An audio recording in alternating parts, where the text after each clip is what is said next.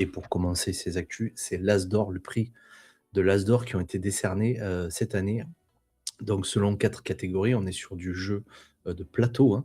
On a le jeu tout public, les jeux enfants, les jeux initiés et les jeux experts. Et pour commencer, pour cette news, sachez que ça a été l'année du jeu duo, hein, cette année. Il y a 3 récompenses sur 4 qui ont été pour des jeux de plateau qui se jouent à 2, en D'accord. particulier, ou qui peuvent se jouer à 2. Et c'est hyper intéressant de savoir ça. C'est ce que disait d'ailleurs un des producteurs de jeux, je crois la personne qui a produit l'île des Mookies. Il disait qu'en fait, il avait dit à son gosse: «Bah, écoute, on n'a pas le temps de jouer à ça, déjà on est 2 et on n'a pas le temps». Oui, Et la ça base de son jeu est partie de là. c'est un vrai problème qu'il y a avec les jeux de Mmh. plateau. Je vois avec les enfants que je garde, parce que je garde des enfants, comme vous le savez, c'est quand tu te ressors un truc, par exemple, sur un Monopoly, ah ouais, mais à 2 c'est pas intéressant. Ah ouais, mais à 2 c'est pas intéressant. Et c'est vrai qu'avoir des jeux faits exprès pour 2, ben, c'est vachement cool. Bah oui. Parce que souvent, tu es 2. Alors, c'est vrai sans être vrai parce qu'on le verra tout à l'heure, sur certains jeux, tu peux y jouer à 2 et jusqu'à 4. Oui, Mais oui, bah, c'est effectivement, sûr. la base, c'est le 2 et c'est ça qui a été important et qui a été noté cette année. C'est que c'est vraiment l'année des jeux en duo. Voilà. On commence par Toy Battle, qui a eu l'As d'or de jeu de l'année dans la catégorie tout public. C'est un jeu qui avait été créé par Paolo Mori et Alessandro Zucchini, dans un jeu dans lequel on s'affronte justement à 2 joueurs sur le principe un petit peu de Clash of Clans.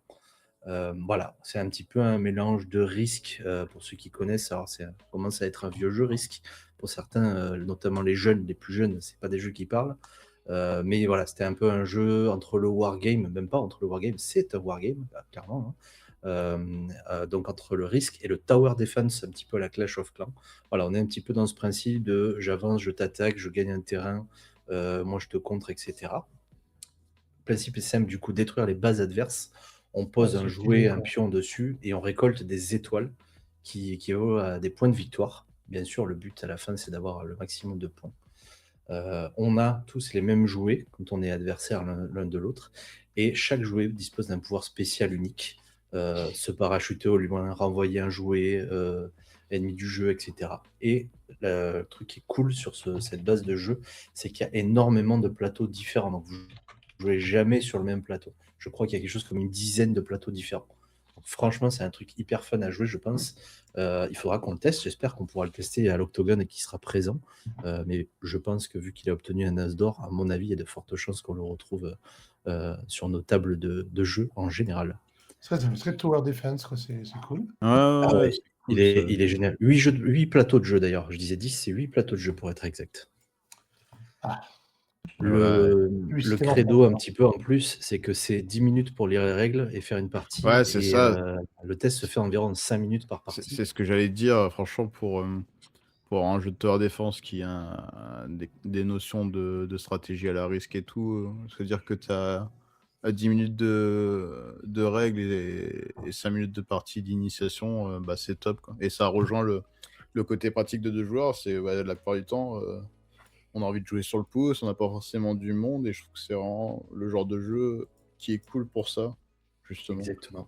Donc, c'est parfait. Exactement. En tout cas, j'espère qu'on pourra le retrouver éventuellement à l'Octogone ou dans d'autres salons et qu'on Moi, je pourra y pense jouer aussi. parce que vraiment, pour avoir à jouer à un jeu avec des ragondins ou je sais plus quoi, en Oui, c'est ce que j'allais cachement, dire, est-ce que ça battra Oui, le jeu oui. de la marmotte? on s'est on était mort de rire du début à C'était la fin, c'était excellent. si c'était des marmottes, je sais plus. Non, c'était c'était des Des, tanuki ou des ratons laveurs, je crois. des ratons laveurs. Des Des ratons ratons laveurs. laveurs, c'était ça. C'était Donc incroyable. on a Ah, passé un était très bon moment. C'est pas parce que c'est des jeux enfants ou très jeunes que c'est des mauvais jeux ou pas des jeux faits pour adultes. Donc là, celui-là, moi personnellement, j'aimerais vraiment beaucoup y jouer parce que le risque pour enfants, entre guillemets, ça a l'air vraiment cool à jouer. On enchaîne, je suis désolé, je mets un peu de rythme parce mais qu'on a il beaucoup faut. d'infos et on n'a que 2 heures malheureusement avec l'île des Mookies, qui a eu l'As d'or pour le jeu d'enfant. Donc l'île des Mookies, Je suis en train de regarder, ouais. la continuité, enfin le but du jeu, c'est un jeu de collection. On accumule là aussi le plus d'étoiles possible d'ici la fin de notre partie. On trouve ces étoiles, ces récompenses sur les trophées qu'on va décrocher, pardon, en prouvant qu'on est le spécialiste de chaque espèce de Mookie. Le Ah, c'est but, du Pokémon, moins un la peu. façon de jouer, exactement. On va tirer sur 2 decks différents. Soit on va obtenir un Mookie, soit on va tenir une araignée, dépendant de ce qu'on a, ben, on devient un peu plus spécialiste sur les Mookie, ou on donne l'araignée à notre adversaire pour lui faire perdre des points. Et à la fin, avec cette espèce de système un petit peu à la Pokémon-like, on va compter les points qu'on a gagnés ou qu'on a perdus pour donner un petit peu la note finale et savoir si on a gagné ou pas perdu, ou perdu la partie. Ah, je vois qu'il y a des éléments et tout. Moi, personnellement, effectivement, c'est un jeu d'enfant. Ouais, il y a des systèmes même avec des espèces de petits pouvoirs, des malus avec les araignées, etc. Ça a l'air plutôt drôle. Enfantin, bien évidemment, mais honnêtement, ça a l'air plutôt cool. Je vais manquer à tous mes devoirs. Je suis désolé, j'ai pas switché sur les liens. Là, vous avez la vision sur l'île des Mookie. Je suis désolé, j'ai switché sur le site principal du début de l'Asdor. T'inquiète pas. Voilà. En tout cas, très, très joli Donc là, packaging. pour moi, on a la vision du coffret et je trouve la DA très fun. Ouais. On dirait des aquarelles. Mi-enfantin, mi un peu à la Wakfu. Voilà, enfin, moi je trouve ça très très fun. Il y a effectivement un petit côté Pokémon avec les monstres tous différents. Ouais, les petits renards, les Ouais, champignons, c'est joli. là, ouais. Ça me rappelle aussi un peu les cartes de comment ça s'appelle le jeu où tu dois raconter une histoire avec les images. Ah, Nobinobi Oui, mais c'est pas celui-là que je pensais. Ouais, j'ai plus le nom. Parce Où que il y a plein Nobinobi, d'extensions c'est différentes. plus manga, mais oui, effectivement. Mais c'est joli, ouais. J'aime bien. En fait, j'aime bien ce genre de jeu parce que ça peut être utilisé pour plein de trucs quand t'as des illustrations comme ça. C'est Tu dis, vrai. bah là, t'as un jeu, mais d'un autre côté, bah tu peux créer des choses avec et tout. Notamment les systèmes où tu fais de la génération aléatoire, même dans du JDR ou quoi. Hein. T'as des illustrations et tout, c'est trop cool. Ce genre d'outils. Clairement. En tout cas, les illustrations sont très belles, le dessin est très doux. Vraiment, ça donne envie. On est encore sur un jeu à deux, ce que je disais, hein, l'année du jeu à deux, l'année du jeu en duo. Voilà, idéal de 4 à 10 ans. C'est pas pour ça qu'on peut pas y jouer. On va essayer d'y jouer parce que franchement, ça a l'air vraiment cool. C'était Dixit que je cherchais. Voilà. Ah oui, Dixit, exactement. C'est ça. On enchaîne avec Zenith. Zenith qui donc a eu l'as d'or des jeux initiés cette année. Dans ce jeu, vous allez devoir fédérer 5 planètes: Mercure, Vénus, la Terre, Mars et Jupiter. Pour y arriver, il faut obtenir des disques d'influence.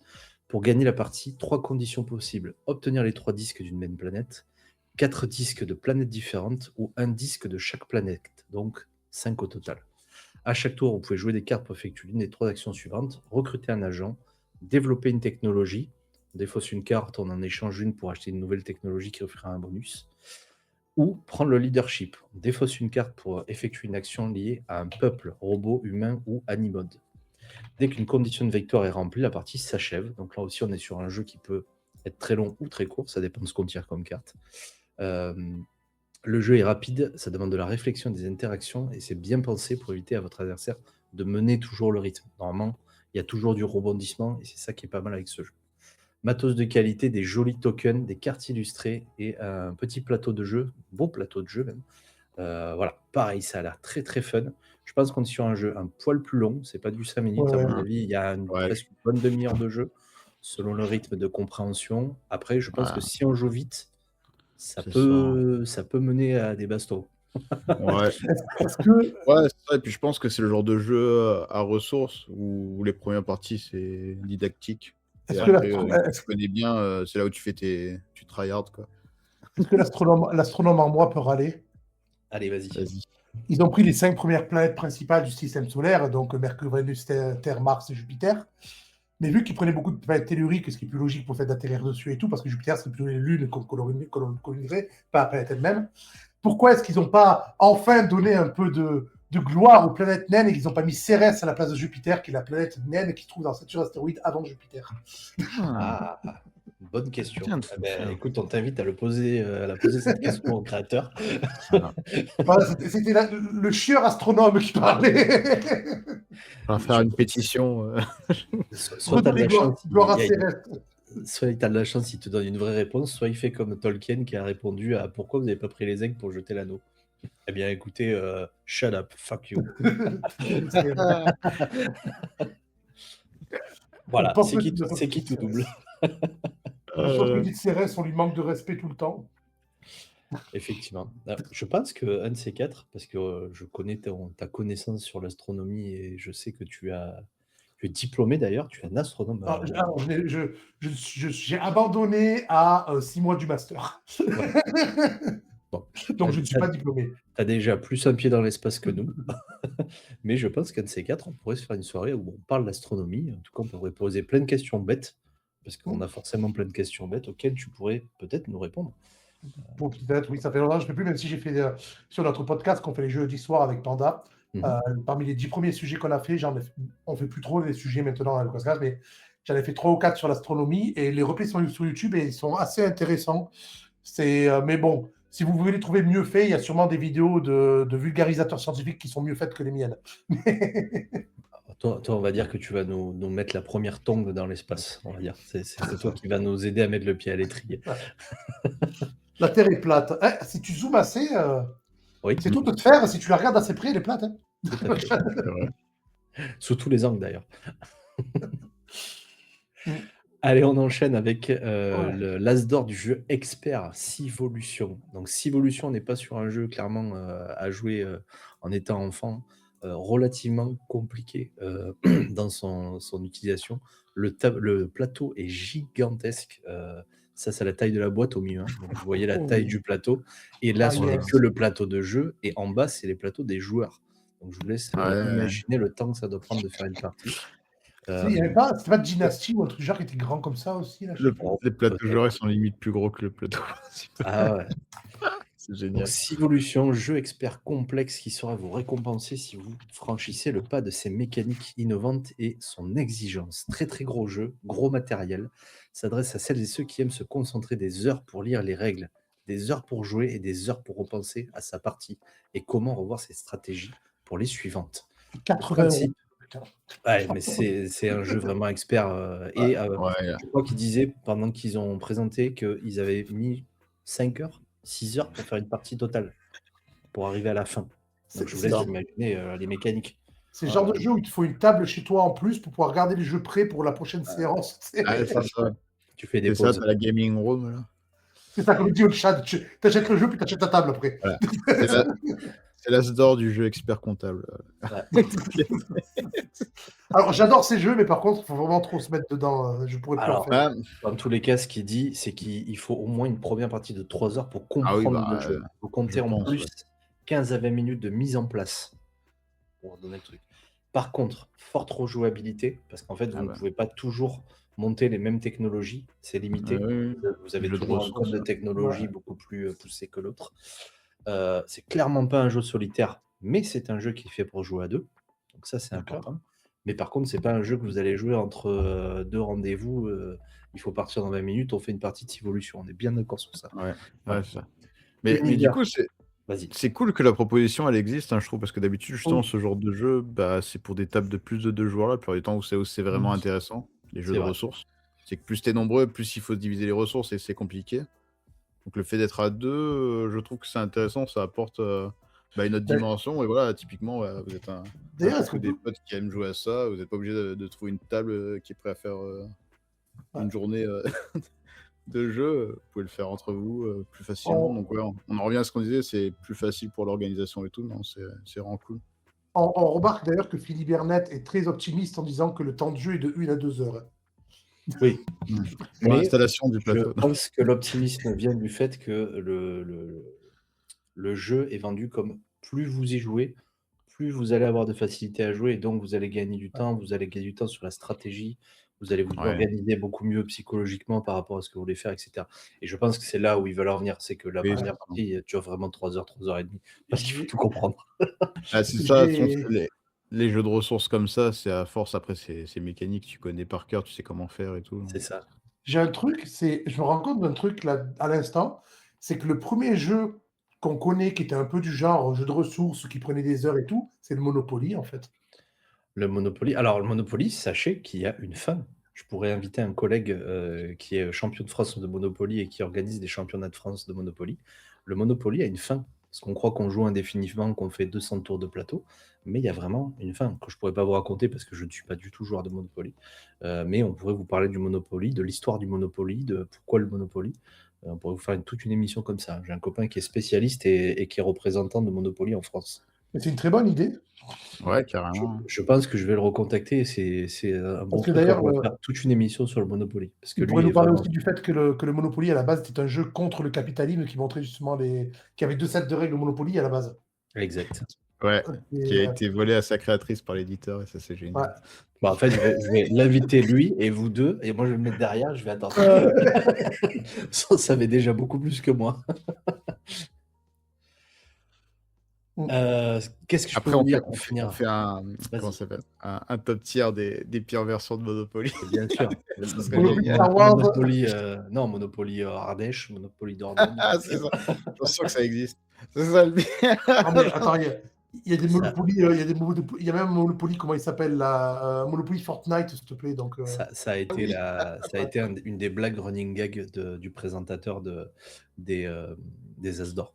Comme quoi Monopoly n'arrête pas de faire des versions et qu'ils avaient peur de se retrouver avec un nouveau Monopoly aux As d'Or. Donc oui.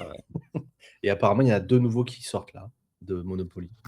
Il a donné leur nom, mais je ne les ai pas retenus, Incroyable. malheureusement. Univers futuriste, pour ce Civolution, vous l'aurez peut-être reconnu ou compris en voyant les cartes de jeu. Bah, vu qu'on explore les planètes. Exactement.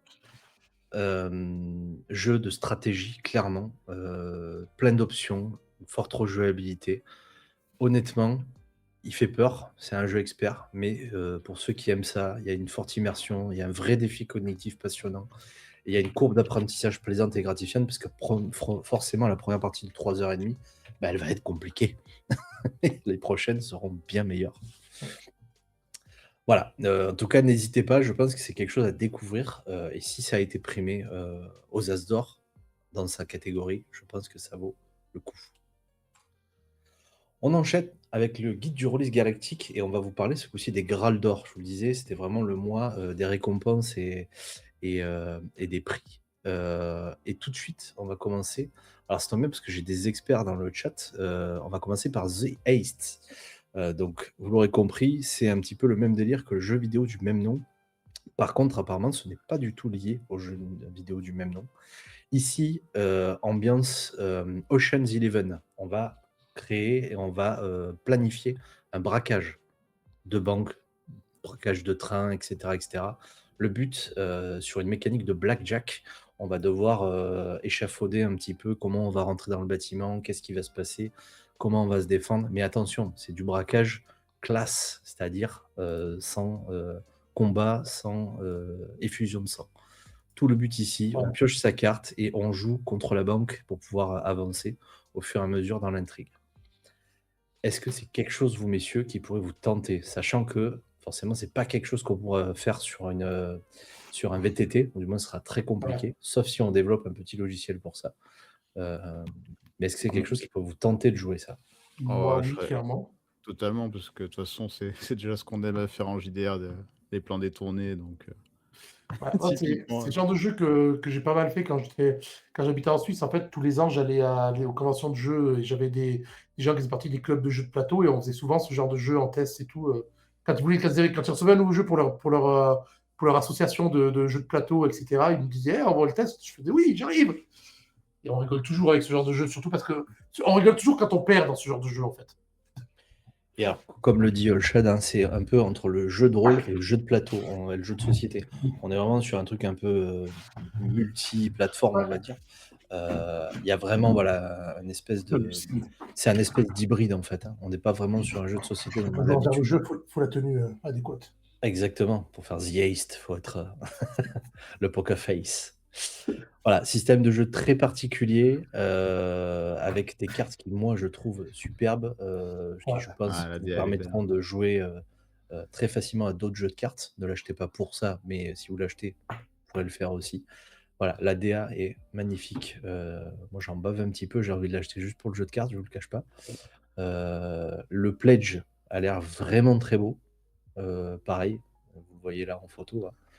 Voilà, l'écran de MJ est fantasmagorique, je trouve. Qu'est-ce qu'il dit? Oh, j'ai participé à l'élaboration du scénario masterisé par Manitou. Ok, Olshad. Si jamais ça a été rediffusé sur YouTube, je t'invite à nous mettre le lien dans le chat. Comme ça, éventuellement, les viewers pourront le voir.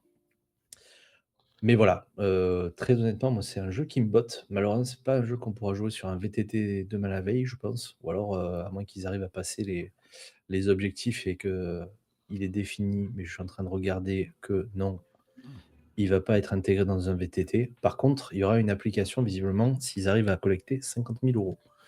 Il y a, il y a Oui. un truc qui me dérange toujours dans ce type de jeu, par contre, c'est que souvent, quand tu as fait un scénario une ou deux fois, après, tu peux plus le faire. C'est la rejouabilité est limitée souvent. Je pense que là, la jouabilité ou la rejouabilité, elle se place dans le fait que tu es timé pour faire toutes les choses. Ouais, et du coup, c'est le... Et tu es timé aussi pour créer ton perso. Ah bon, c'est mieux pour créer le perso. Oui, donc je pense que la rejouabilité, elle est là. C'était un petit peu ce qui était vendu. Alors, il faudrait que je vous retrouve la phrase exacte. Mais c'est que tout est timé. Le but, c'est que dans les 3-4 heures de jeu, tu aies créé ton perso, échafaudé ton braquage et fait le scénario. Et au bout de 4 heures, si tu n'as pas réussi, bah, les conséquences tombent. Donc il faut arriver à aller au bout de son aventure. Donc je pense que c'est pas toujours. Enfin, tu n'as pas une fin évidente à chaque fois. Ouais. Donc c'est en ça que je pense, c'est dans ça que tient son originalité. Effectivement, si tu veux traîner sur des parties de 10 heures, je pense que tu es capable de le faire avec ce jeu-là. Mais voilà, la barrière un petit peu qui te permet de te courir et de te tromper et d'aller dans d'autres situations, c'est cette limite de temps apparemment que tu peux avoir quand tu joues. Merci Olchat pour le lien. On enchaîne sur le deuxième jeu primé, The Walking Dead Universe. Je vous présente pas trop l'univers de Walking Dead parce que je pense que vous le connaissez. Ici, on est chez Arcane Asylum. C'est du médiéval, non? Ah oui, oui. Et ouais, c'est du post, c'est du pré-Renaissance. Elle rigole, hein, la série Daryl, c'est presque ça. Oui, c'est vrai. Avec les moines et tout. Là. Donc là aussi, un très beau pledge, une boîte de démarrage du jeu, donc The Walking Dead Universe, qui permet de découvrir l'univers post-apo de la série, hein, on est bien d'accord. On incarne des survivants, vous l'aurez compris, qui doivent affronter les rôdeurs. On gère surtout le manque de ressources et les tensions dans le groupe, et je pense que c'est ça qui est intéressant dans la partie. Tout pour jouer dans la boîte, les règles, le scénario, les personnages prêts à jouer, comme toujours. Ce qui est important à retenir sur celui-là, c'est que le système utilise le jeu utilise le système Year Zero, mais encore plus peaufiné, qui met l'accent sur la survie. Le but ici, pour avoir une réussite quand on lance CD, c'est de faire un 6. Donc autant vous dire qu'il faut avoir la chance de faire des 6 souvent, sinon vous échouez quasiment la totalité de vos actions. Forcément, vous avez des points de statistiques et vous tirez, je crois, si je dis pas de bêtises, autant de dés que ce que vous avez de points statistiques. Dur à dire, des points de statistiques. Voilà, le but de ce jeu, c'est d'aller un petit peu au chaos, hein, et d'aller à la mort en ne réussissant pas tous ces jets de dés. J'ai envie de faire là et tout. Après, Olshan dit le JDR Walking Dead, c'est Mutant Year Zero en moins bien, et pourtant c'est le même éditeur, sûrement. et ouais. Oui, mais ça sort sur la franchise, le Shad. Oui. C'est ça. Hein. C'est rigolo parce qu'il y a des pages dans téléchargement sur le site où tu vas. Oui. Tu peux avoir des feuilles de perso et des cartes gratuites. Alors l'avantage de Arcane Asylum, c'est qu'il y a énormément de ressources gratuites. Oui, Pour que vous le sachiez, vous allez dans la catégorie téléchargement d'Arcane Asylum ici, et vous Ouais. avez plein de ressources. Ici, il y a The Walking Dead, mais vous avez tous ces jeux-là, là. Assassin's Creed, Avatar Legend, Blade Runner, etc. etc. D'ailleurs, on en parlait avec Olshad l'autre soir. Si un de ces quatre, vous voulez vous faire un JDR Blade Runner, c'est avec plaisir si vous trouvez les ressources. Parce que moi, c'est un univers que j'adore. Je ne suis pas responsable, le Shad, des victoires dans les jeux de rôle. Moi, j'aurais mis personnellement les chroniques de Reaper comme gagnant à toutes les catégories. Voilà, sans contexte. Sans conteste et sans contexte aussi. Et ouais. Pour Pour rebondir sur le système IRGRO Engine, c'est le même qui est. Enfin, c'est pas le même. C'est un peu le même aussi c'est le même éditeur sur Tales from the Loop.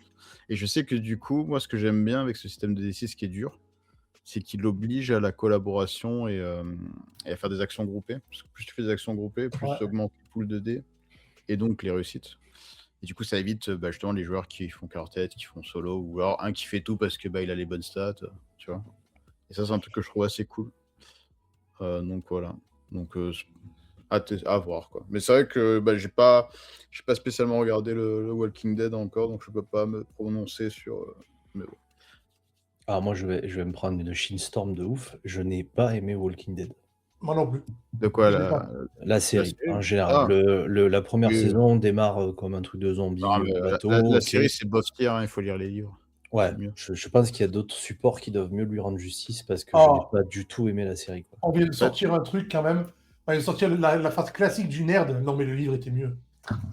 oui, mais pour le coup, c'est vrai. Parce qu'en fait, le gros problème de la série, c'est qu'ils sont trop étalés à garder des personnages pour rien.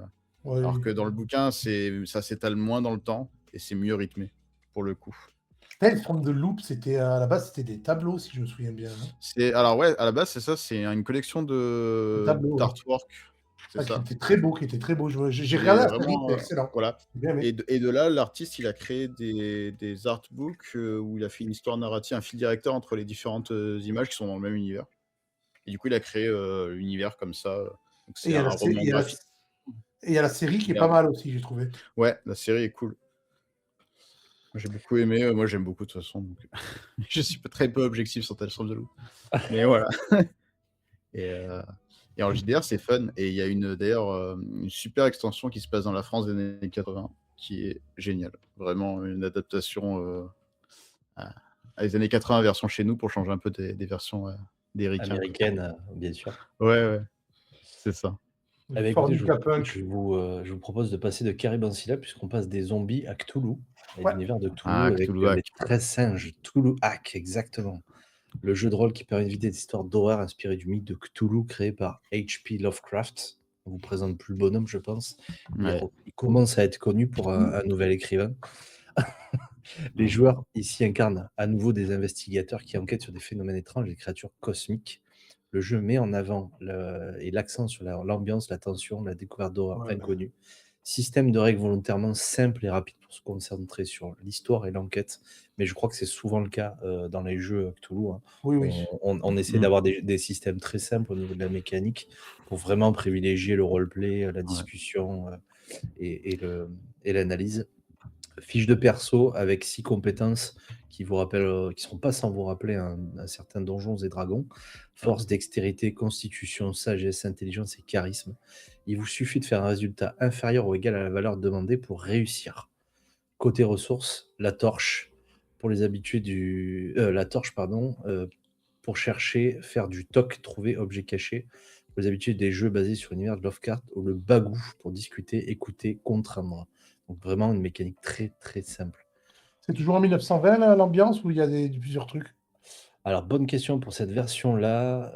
Je crois que là on ne parle ici que du système et système. pas vraiment Ouais, de ce D'accord. qui se passe à l'intérieur.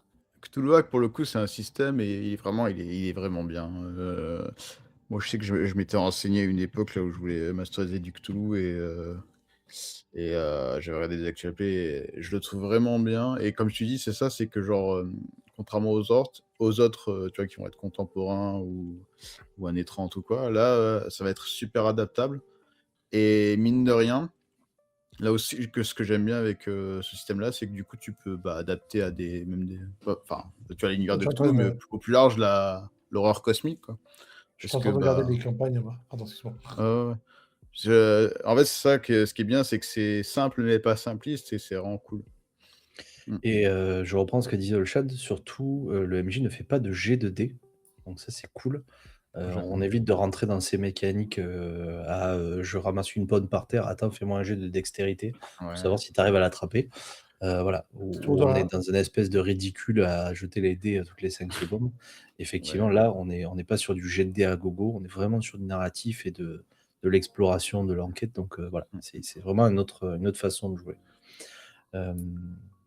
Olchat nous dit surtout un système, mais tu as des campagnes années 20 et contemporaines. Je suis en train de regarder le site, là, c'est vrai qu'il y a pas mal de. C'est ça, il y a beaucoup Mais de c'est beaucoup ressources. années 20 par contre. C'est beaucoup années 20, mais il y a du contemporain aussi. Et il y a le Guilde de culte de Strasbourg. Il y a pas mal Aventure strasbourgeoise, ouais. il y a pas mal d'aventures modernes qui se passent dans des lieux où il y a effectivement un fort passif historique fantastique, notamment des villes médiévales, des choses comme ça. Et en fait, tu peux réadapter le système de jeu à beaucoup de C'est choses. ça. Voilà.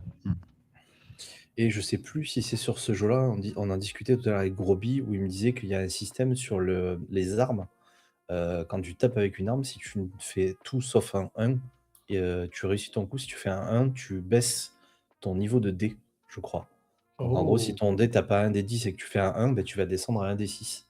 Et après, tu descends à un des 4. Et après, ton arme est foutue. Ah, mais il a triché, le chat, le mec, du coup, il sera bourgeois. Il aurait pu écrire sur Marseille s'il sera bourgeois, voilà. L'horreur cosmique à Marseille, c'est incroyable. Le pastis enchanté. La sardine d'une autre dimension. Les shogots des quartiers nord. Mais il y a une sardine avec des tentacules qui bloquent le port de la ville. C'est connu, la sardine. Oh, Allez, on passe du JDR Génial. à la partie. Alors, malheureusement, je l'ai appelée TCG Wargame, mais pour le coup, celle-ci, elle ne sera que TCG pour cette semaine. On va parler du Pokémon XP 2026 qui aura lieu cette année. Oh, peut-être. De quoi? Le mec que t'as mis comme ça avec son sourire. Là. Ah ouais, bah, c'est un mec de chez Pokémon Official qui aura lieu à San Francisco, pardon, au programme. J'espère qu'il ne va pas parler trop fort. C'est bon. Au programme concours de Pokémon sur 4, Pokémon Géo, Pokémon 8, la première compétition. Ça coupe quand? 28 au 2026 à San Francisco. On peut pas vous laisser la vidéo trop. Une question Pokémon. On t'entend plus, About. Ouais. Quand tu as mis la vidéo, ça commence à faire ramer ton son. Est-ce que là, vous m'entendez? Oui. Ouais, là, on t'entend. T'as coupé le son, ouais. Non, il a juste une pause sur la vidéo. Je coupais la vidéo. Ah, ok. Ouais, je disais, votre jeunesse Pokémon, ça vous évoque quelque chose? Non, j'étais déjà vieux, moi. Moi, c'est arrivé, j'étais en CP, donc voilà. Moi, le problème de Pokémon, c'est que c'est arrivé au moment où j'étais déjà Autant te dire que j'ai été aggro par le... moi, c'est arrivé en fait un peu trop tard pour moi. La Pokémon. Un peu trop tard pour moi, mais on en a quand même fait, il y en a quand même eu. Mon neveu est à fond dessus encore aujourd'hui. C'est rigolo de voir que même aujourd'hui, les gamins, ils collectionnent des cartes Pokémon à fond. Ouais, une des filles que je garde a un cartable Pikachu. Donc ça fait 30 ans que ça dure bientôt, parce que c'est de 98 Pokémon, donc ça fait bientôt 30 ans que ça dure, ça fait 28 ans que ça dure. Et ça tient. Hein. Ça tient, et il y a des supports, donc il n'y a plus que la carte, il y a le jeu vidéo, il y a les jeux vidéo, il y a les mangas, ça a touché tous les trucs. Tu retrouves bien sûr sur les cartables, sur toutes les choses. Alors recule un peu ton téléphone, on ne le voit pas. Attends, il faut qu'il serve. Il est beaucoup trop clair ton téléphone. Ouais, il est en train de... En fait, c'est le jeu Pokémon Go, je l'ai toujours sur mon téléphone. Ah bah voilà, Pokémon Go. Ah, génial. Je pense que ça a vraiment touché toutes les strates, en fait. Tu t'as pas un truc pas Pokémon, bon, forcément, sauf si tu vis à Dubaï, peut-être que c'est pas ta cam, mais encore, je pense qu'à Dubaï, il doit y avoir des trucs, mais ouais, ça a vraiment touché tout le monde, toutes les strates, tous les niveaux de personnes, et personne ne connaît pas Pokémon. Je veux dire, même ta grand-mère connaît Pokémon, donc... Ma mère trie les cartes. Ma mère qui a 76 ans trie les cartes avec ses petits-fils, tu vois. Donc voilà. Et ce qui est cool, c'est que là, c'est un événement où on joue à Pokémon, et c'est bien que ça soit pas juste du domaine de la spéculation. Ouais. Malheureusement, dans les. Les TCG, c'est mon gros problème avec. Les TCG, ouais, c'est plus des casinos que du jeu de société. Alors, vous aurez remarqué que je n'ai pas parlé de la carte Pikachu Illustrator vendue à 14 millions de dollars. C'est ça, voilà. Les NFT en carton. Je ne l'ai pas mis du tout dans les actualités, parce qu'on n'est pas là pour parler de choses comme ça. C'est ça, moi je trouve que c'est dommage. Je dois dire, dans les jeux de cartes, les deux seuls, et on va en parler après à première vue, qui se jouent vraiment en plus. Il y a quand même du trading dessus, il y a quand même de la spéculation dessus, mais les deux seuls qui se jouent vraiment à fond, t'as Pokémon et t'as Magic, où Magic, il y a toujours des tournois de folie. Et c'est parce que tu vois, par exemple, Yu-Gi-Oh! Il y a des tournois, bien sûr, et c'est pas abandonné totalement, mais les trois quarts des gens, c'est juste de la collection. Oui. Moi, je dois avouer, alors c'est ma petite fierté, mais c'est peut-être ma grande honte aussi. J'ai les 5 cartes d'Exodial maudit dans ma bibliothèque. Incroyable. Voilà. Alors, on est bien d'accord, c'est sûrement des cartes qui valent rien du tout, parce qu'il y a dû en avoir de partout, mais j'ai mes 5 cartes sous plastique là. Oui, bien sûr. Il faut que tu les mettes sous verre et que tu l'encadres. Alors, Alors là, Shaolan. là est ma grande honte, elles sont sous mon PC portable de mon boulot que j'ai posé par-dessus. Elles me servent de sous-verre, les trucs. Attends, Shaolan nous dit un truc magique beaucoup plus. Shaolan, magique est beaucoup plus vieux, mais je me souviens déjà, moi, quand j'étais au lycée, donc les années 90, fin des années 90, début des années 2000, Magic, où ça a mon âge. où les gens parlaient de trading, de telle carte qui valait 50 euros, telle carte qui valait 2000 euros, le Lotus Noir dont on a entendu parler toute notre vie, tout le temps. Shaolan, tu veux en parler du Lotus Noir? Mais donne pas ton adresse. Hein. Il en a un. Ah oui. Mais il y a des éditions qui sont pas si chères que ça. Mais Non, il y a des il est éditions sûrement à cher. 50-100 balles et après il y a les foils et tout qui sont beaucoup plus chers. Ouais. effectivement. Bah, c'est ça, il y a c'est l'alpha là. Ça, Ouais, c'est le truc de mon neveu, il collectionne les Pokémon et par contre, à côté, il fait que du trading Magic. Il joue beaucoup à Magic sur Steam parce qu'il y a le jeu Magic sur Steam qui est excellent d'ailleurs. Parce que, c'est pas si vous savez, le jeu Magic sur Steam, si tu achètes un jeu de cartes en vrai, tu as un code dessus, tu le rentres dans le jeu sur Steam et tu as toutes les cartes de ton jeu que tu viens d'acheter en vrai dans Steam. Oui. Ça, je trouve ça cool. D'ailleurs, c'est rigolo parce que je crois que dans tous les paquets de cartes magiques que j'ai les petits codes. Tu peux les faire gagner. Je pourrais les faire gagner ou alors je pourrais décider que si des gens rejoignent le Discord et m'envoient un petit message en privé, je peux carrément leur donner. Je dis ça, je dis rien. Pour ouvrir C'est des une très bonne Discord. idée. Mais ouais, c'est cool. Non, t'as déjà rejoint le Discord. Merde. Oui, le message. Ouais. Non, puis je joue plus. Il a pas Je les tort. touche. C'est vrai Il a pas que tort, Magic, c'est Rochelle. 93. Pokémon Japon, c'est 96. Ouais. C'est vrai.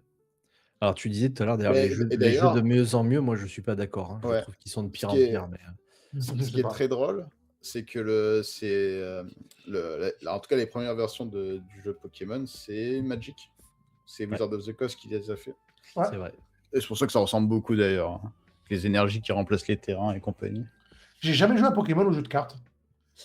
J'y ai joué, c'est sympa. En fait, mais il y a des. Après, je sais pas, je rentre sur les vieilles versions, moi, j'y jouais pas sur les récentes.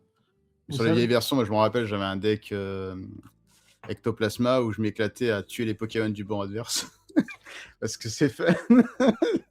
Tu dis, tu veux pas jouer ton truc parce qu'il reste pas beaucoup de PV? Ok, pas de souci. Voilà. Vous savez, par contre, le jeu de cartes auquel j'ai le plus joué à part Magic, parce que Magic est celui auquel j'ai le plus joué, c'était le jeu de cartes World of Warcraft, le World of Warcraft Trading Game.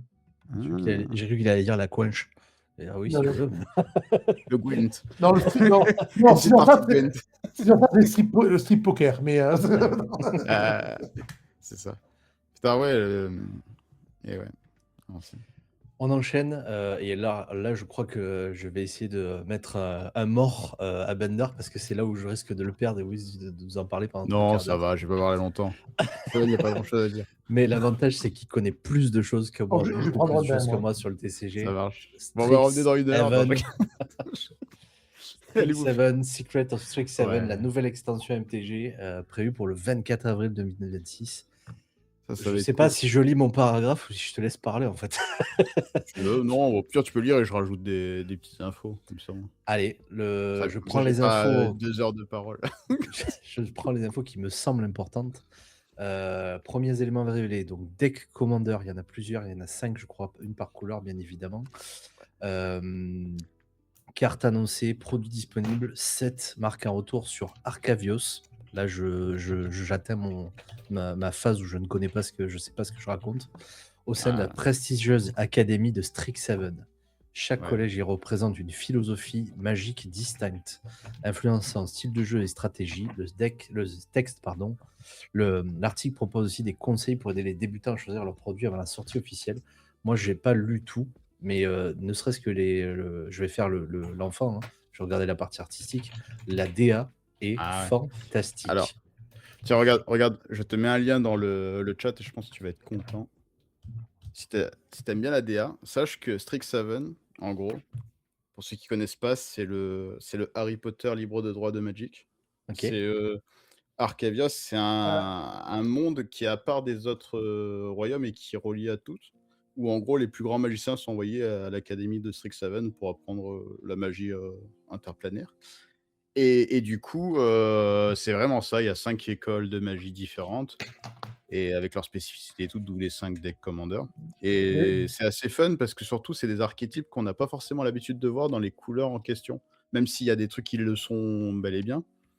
Il va y avoir des trucs genre par exemple, le rouge-blanc, le Boros d'habitude là, c'est les couleurs un peu offensives de combattants et tout. Et bah là, du coup, c'est l'Académie de Force Sapiens et ça va être plutôt des scribes, des magies des runes, des intellectuels. Enfin, en gros, c'est des scribes, des mages scribes. Et voilà, il va y avoir ce genre de trucs-là, des archétypes qui changent un peu et c'est vraiment extrêmement fun. Pour ceux D'ailleurs, qui connaissent pas, l'univers est cool. Et ben, ça existe en JDR. ouais, Du ben, coup, un petit truc. ouais. Tu disais tout à l'heure que c'était le Harry Potter de Magic, mais je crois que, si je ne m'abuse, le Harry Potter de Magic, c'est Harry Potter, parce qu'il y avait eu des cartes Harry Potter Magic. Oui. Est-ce qu'il y en a eu en Non, populaire? Wizard of the Coast, et qui avait fait une édition Magic, mais pas des cartes Harry Potter sur Magic. Il n'y avait pas de cartes Harry Potter. Ouais, Je c'est suis pas sûr, quoi? je suis pas sûr qu'il y ait une extension, ça me parle pas. Mais Non, non, globalement, en fait, ça que je disais, c'est que c'est vraiment c'est ça, vous avez des écoles de magie avec chacun leur spécificité. Et à la différence d'Harry Potter, c'est qu'on est plus sur un délire universitaire. Avec ouais. genre, c'est vraiment des facs différentes. Il va y avoir la fac des historiens, la fac des Ah non, juristes, la fac des artistes, notamment ceux qui font des magies élémentaires et compagnie. Enfin, voilà. Et je crois que c'est plutôt scientifique, les vers noirs. Et franchement, je pense que vu qu'il a été adapté avec le système D&D en mode histoire, je pense que c'est le genre de setting qui pourrait être très fun pour des parties de D&D ou de campagne. alors, pardon, j'ai confondu, c'est Doctor Who qui existe en Ah oui, Magic. c'est Doctor Who. Oui, Mais par contre, Doctor il y Who. avait un jeu Harry Potter en Alors, oui, alors, TCG. bon, ça forcément, oui, il y avait un jeu TCG, mais je croyais que c'était une extension Harry Potter qui avait fait, mais non, c'est Doctor Who, l'extension qu'ils avaient fait. Et donc, voilà, Strixhaven, très fun. Je suis content parce que j'avais certaines mécaniques qui étaient dedans que j'avais pas eu depuis, donc c'est cool de les retrouver. Et voilà, de toute façon, moi, je suis toujours content quand c'est un set du lore de Magic et que c'est pas les Tortues Ninja ou je sais pas quoi. Non, je rigole. Je suis J'avoue que mauvaise langue, je suis mauvaise langue. ça fait du Mais, bien de revoir des choses hors licence. ouais, c'est ça. Bah, Voilà, en fait, ça développe le lore, ça crée des nouvelles c'est ça. choses. C'est pas juste en mode, tiens, on t'a mis tes Tortues Ninja préférées, elles sont fortes, ok, parce que c'est les Tortues Ninja, ouais, ouais. Ouais, je pense qu'il y a eu une période pour essayer d'attirer un public qui ne venait pas, entre guillemets, et Ouais, mais maintenant que les gens ont mis le doigt dedans, on va c'est ça. repartir Tu vois, sur des choses un peu plus connues. ouais, les univers Beyond, ça, du coup, les univers fanservice C'est licence, ça. c'est cool parce que ça ramène des gens et ça permet de découvrir l'univers. Et donc, bah, d'où l'intérêt d'avoir des sets comme ça avec l'histoire de Magic qui développe l'or, parce que c'est un lore de fou, hein, comme on a dit, il y a 30 ans de TCG, Ouais. donc autant d'écriture derrière, quoi. Et Exactement. c'est cool, voilà. Donc, Bon. Est-ce qu'on est bon pour toi? Parce que honnêtement, on a encore 2-3 minutes, si tu veux. qu'est-ce que vous voulez que je vous dise? Parle-nous de ton deck préféré. Bah, alors, rigole, mais justement, une de mes commandantes, parce que moi je fais beaucoup de commandeurs préférées, elle vient de Strixhaven et c'est une poulpe élémentaire mono bleu, Octavia, qui est extrêmement drôle à jouer parce qu'en gros, de base, c'est une carte qui coûte 10 mana à jouer, qui est très chère. Sauf qu'elle te coûte 8 de moins si tu as dans ton cimetière 8 rituels ou éphémères. Donc en gros, tout le principe du deck, c'est d'essayer le plus vite possible de te meuler, de te jeter des cartes dans le cimetière pour la jouer pour 2 mana le plus vite possible.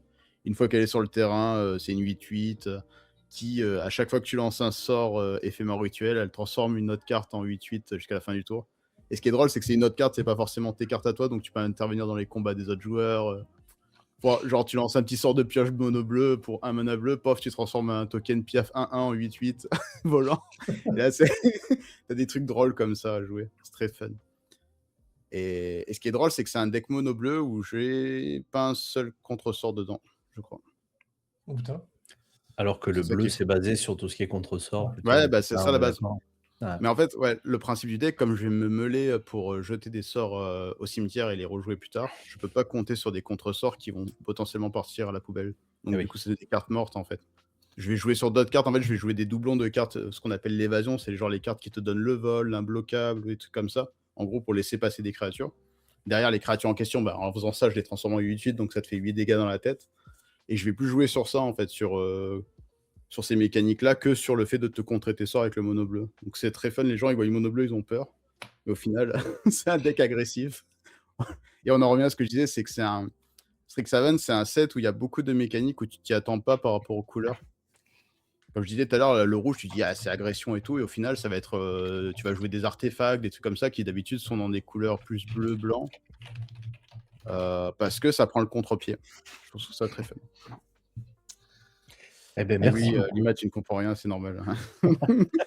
C'est c'est tout à fait normal, voilà. Merci beaucoup. Mais c'est pour ça que j'aime bien aussi inviter Bender sur la partie TCG parce que, c'est un puits de science, en tout cas largement plus que ce que nous on en connaît. Donc voilà, c'est toujours un plaisir. On pourrait faire une émission de 4 heures avec, Bender pour parler que d'une extension de Magic sur une seule couleur parce qu'il Moi, connaît tellement de choses que j'ai voilà. engagé Mais, Bender pour refaire mon deck moi. bah, voilà. Alors moi Ouais, il y en a des super bons. j'ai une pile de cartes là dont je ne sais pas quoi faire. Dans Autant je vais les amener à Octogone et on regardera tout ça ensemble.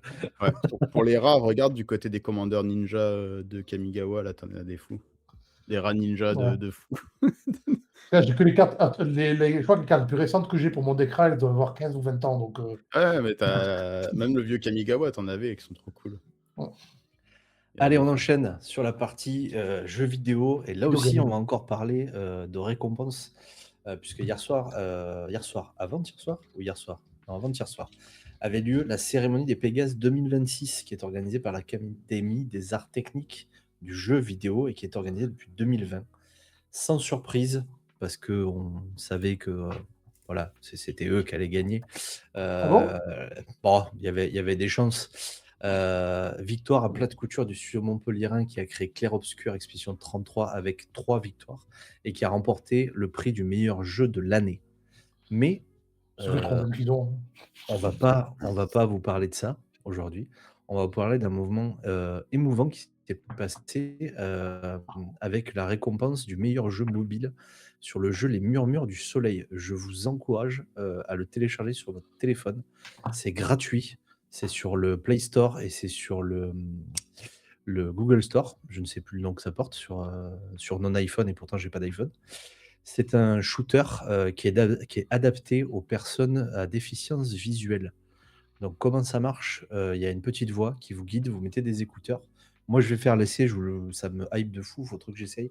Vous vous bandez les yeux, vous mettez les écouteurs, vous utilisez votre téléphone un peu comme un pistolet et l'idée, c'est qu'on va vous dire à droite, à gauche, vous allez avoir des vibrations dans la main. Il y a de la musique qui accompagne tout ça. À savoir, le jeu a été développé pendant 3 ans en solo dev. Donc c'est une personne qui l'a développé lui tout seul et la Aveugle. musique a été faite par une autre personne. Le jeu est gratuit, créé par Sacha Alzieux qui est le développeur et pour la musique qui est composée et produite par Pierre Genaudeau. J'espère que je n'accroche pas leur prénom, que je ne les ruine pas. Voilà, pour moi, n'hésitez pas à regarder. Allez aussi sur Instagram. J'espère qu'on m'entendra toujours. Il y a une petite Ouais. vidéo sur la page de Biscuit Blaster. C'est l'Instagram de En Sacha plus, Alzieux. Oui, vas-y. en plus, l'histoire est mignonne, c'est l'histoire d'un papa qui cherche un papa aveugle, en fait, qui va chercher sa femme à l'aide de ses enfants qui vont le guider. En fait, c'est ses enfants qui sont en train de guider, de dire à droite, à gauche. C'est ça. Et franchement, il y a pas de direction artistique visuelle, parce que vous allez voir, c'est très pauvre visuellement sur le téléphone.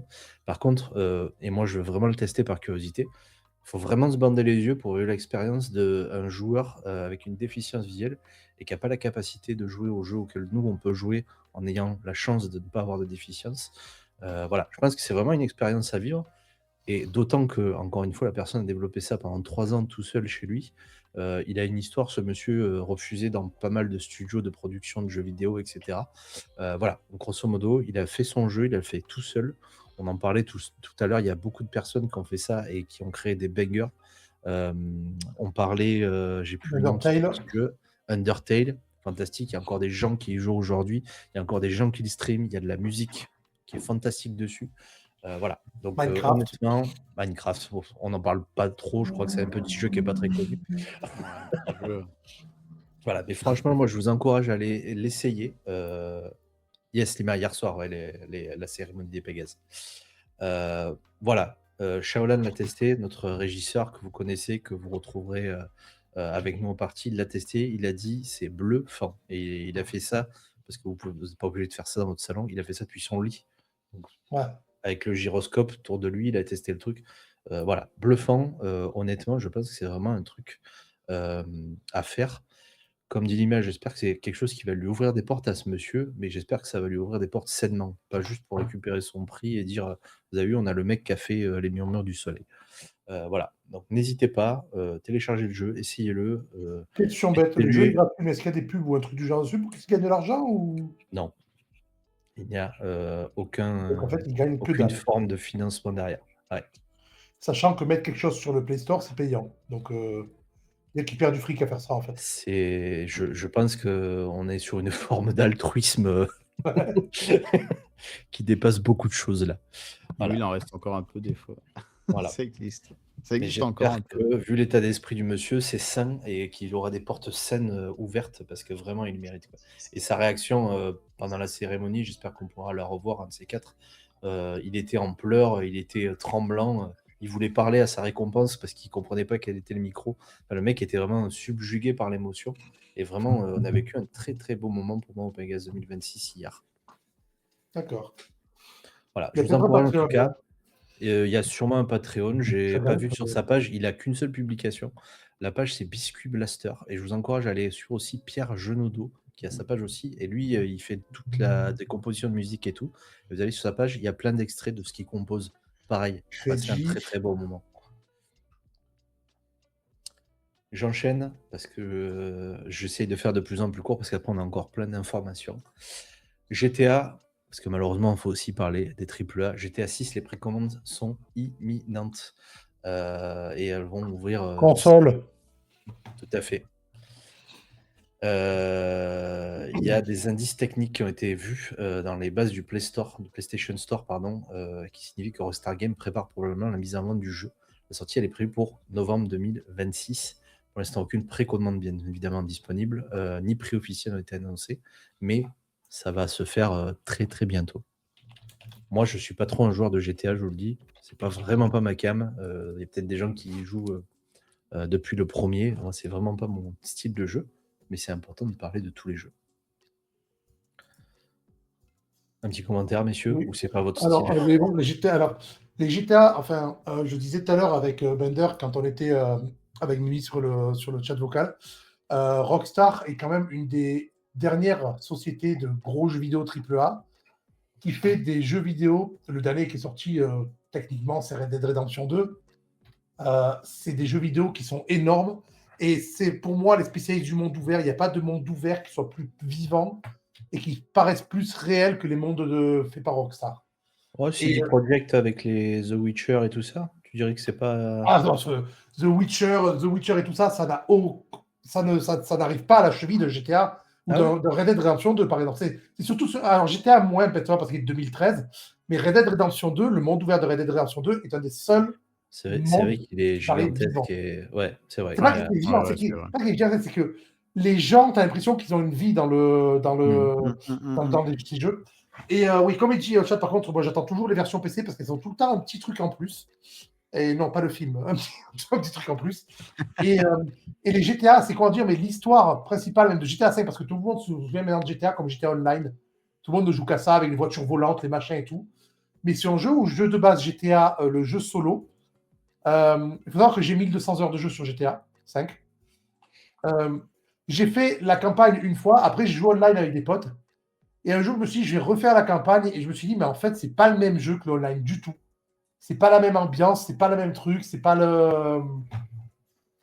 C'est pas du tout. C'est pas du tout le même jeu que le jeu online. Et en fait, si on le joue en suivant juste l'histoire, GTA 5, c'est une super série télé, en fait. T'as vraiment les trois personnages, ça suit les trucs, t'as des épisodes, chaque mission paraît être un épisode. Après, beaucoup critiquent le fait que les missions dans GTA sont souvent des missions vraiment standardisées, c'est-à-dire tu as un point, tu vas au point, tu fais un truc, tu reviens du point. Voilà, c'est toujours le même truc, plus ou moins, mais moi, ça ne me dérange pas. Il y en a que ça dérange, moi, que ça ne me dérange pas. C'est vrai qu'il y a cette notion de suivre des lignes par terre et puis aller jusqu'à un point. Quoi. C'est vrai que je l'ai toujours vu comme un jeu relativement linéaire, moi, personnellement. Ouais. Mais oui, c'est vrai qu'il y a une grosse histoire quand même. Il y a un gros lore à chaque histoire. Bon. Ouais, après, le truc, pour moi, putain, linéaire, c'est loin d'être un défaut. Hein. Si c'est bien, si c'est un bon couloir, je préfère ça que des mondes ouverts dégueulasses avec des drapeaux à récupérer dans tous les sens qui n'ont aucun sens. C'est vrai. Et On n'en peut plus, hein, des mondes ouverts qui servent à rien. j'ai un truc à Noir dire ou aussi blanc, sur les GTA et sur tous les jeux à histoire comme ça. Mmh. Un jeu à histoire, pour moi, est un bon jeu à histoire à partir du moment où tu te souviens du nom du personnage. C'est ça. Et The Witcher, par exemple, tout le monde connaît Jean-Jacques, Gérald, pardon.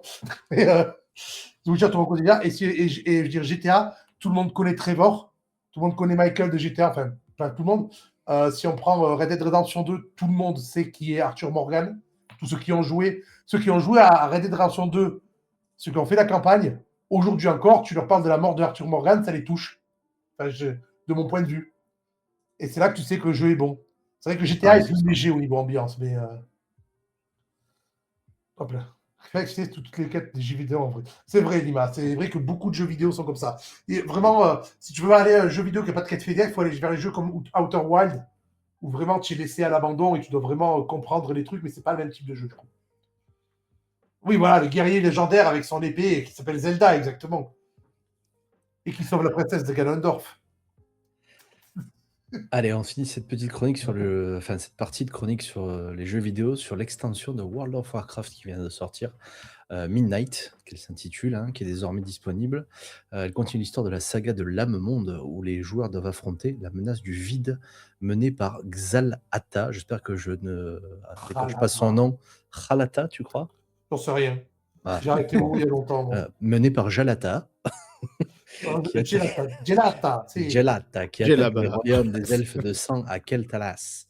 L'extension ajoute des nouvelles zones, une progression jusqu'au niveau 90 des donjons Et et le plusieurs housing. nouveautés comme le housing, effectivement, la maison des joueurs. Et Ça, je ouais, pense que c'était quelque chose qui était attendu par tous les joueurs de World of bah Warcraft. ouais, ils perdaient les joueurs de WoW pour aller sur FF14 à cause du housing, donc il fallait qu'ils le mettent, hein. Voilà, mais je trouve que c'est quelque chose, le housing, sur tous les jeux où ça a été mis, où c'est à chaque fois, il n'y a pas un jeu où le housing ne marche pas. On n'a Oui. pas envie d'avoir sa maison dans le jeu. C'est un des goals de tous les mecs qui veulent le Alors, jouer. je tiens à dire que WoW, j'ai joué. WoW, pour vous dire, WoW est sorti en 2005 en France, le 11 février, je peux vous le dire déjà. Et j'y joue depuis septembre 2004. Ok. Je joue à la bêta américaine et à la bêta coréenne. Euh, parce qu'à l'époque, j'étais un gros fan de Blizzard et tout ce qu'ils faisaient. Et du coup, j'ai énormément joué à WoW au début. J'ai été, pour ceux qui se souviennent qui a joué à OG WoW, au WoW originel, Ouais. j'ai été grade 14 en PvP sur le jeu original. Et en fait, j'étais le deuxième guerrier du serveur où j'étais. J'étais grade 14 à l'époque où les serveurs n'étaient pas connectés pour les Battlegrounds. C'est-à-dire que des fois, on attendait 15 à 16 heures qu'un Alterac, pour ceux qui se souviennent d'Alterac, s'ouvre parce qu'il n'y avait pas assez de joueurs. Ouais, je vois. Et en fait, j'ai joué, c'est sur WoW que j'ai rencontré la copine avec qui j'ai vécu pendant 10 ans. Et en fait, à la troisième extension, WoW m'a saoulé, mais la façon dont ils ont géré le jeu, en fait, c'est vraiment ils sont Laquelle, la passés. troisième déjà? C'est après. C'est un Burning Crusade et il y Burning a Crusade, c'est la deuxième, non? c'est la première. Ah, c'est la Après, première. Il y a eu Wrath of the Lich King, c'est la Wrath deuxième. of the Lich- c'est après Wrath of the Lich King que j'ai abandonné. Arcterac, c'est pas d'Alcatraz. C'était un battleground pour le PVP parce que j'étais très PVP. Mais à l'époque où je jouais guerrier en fait.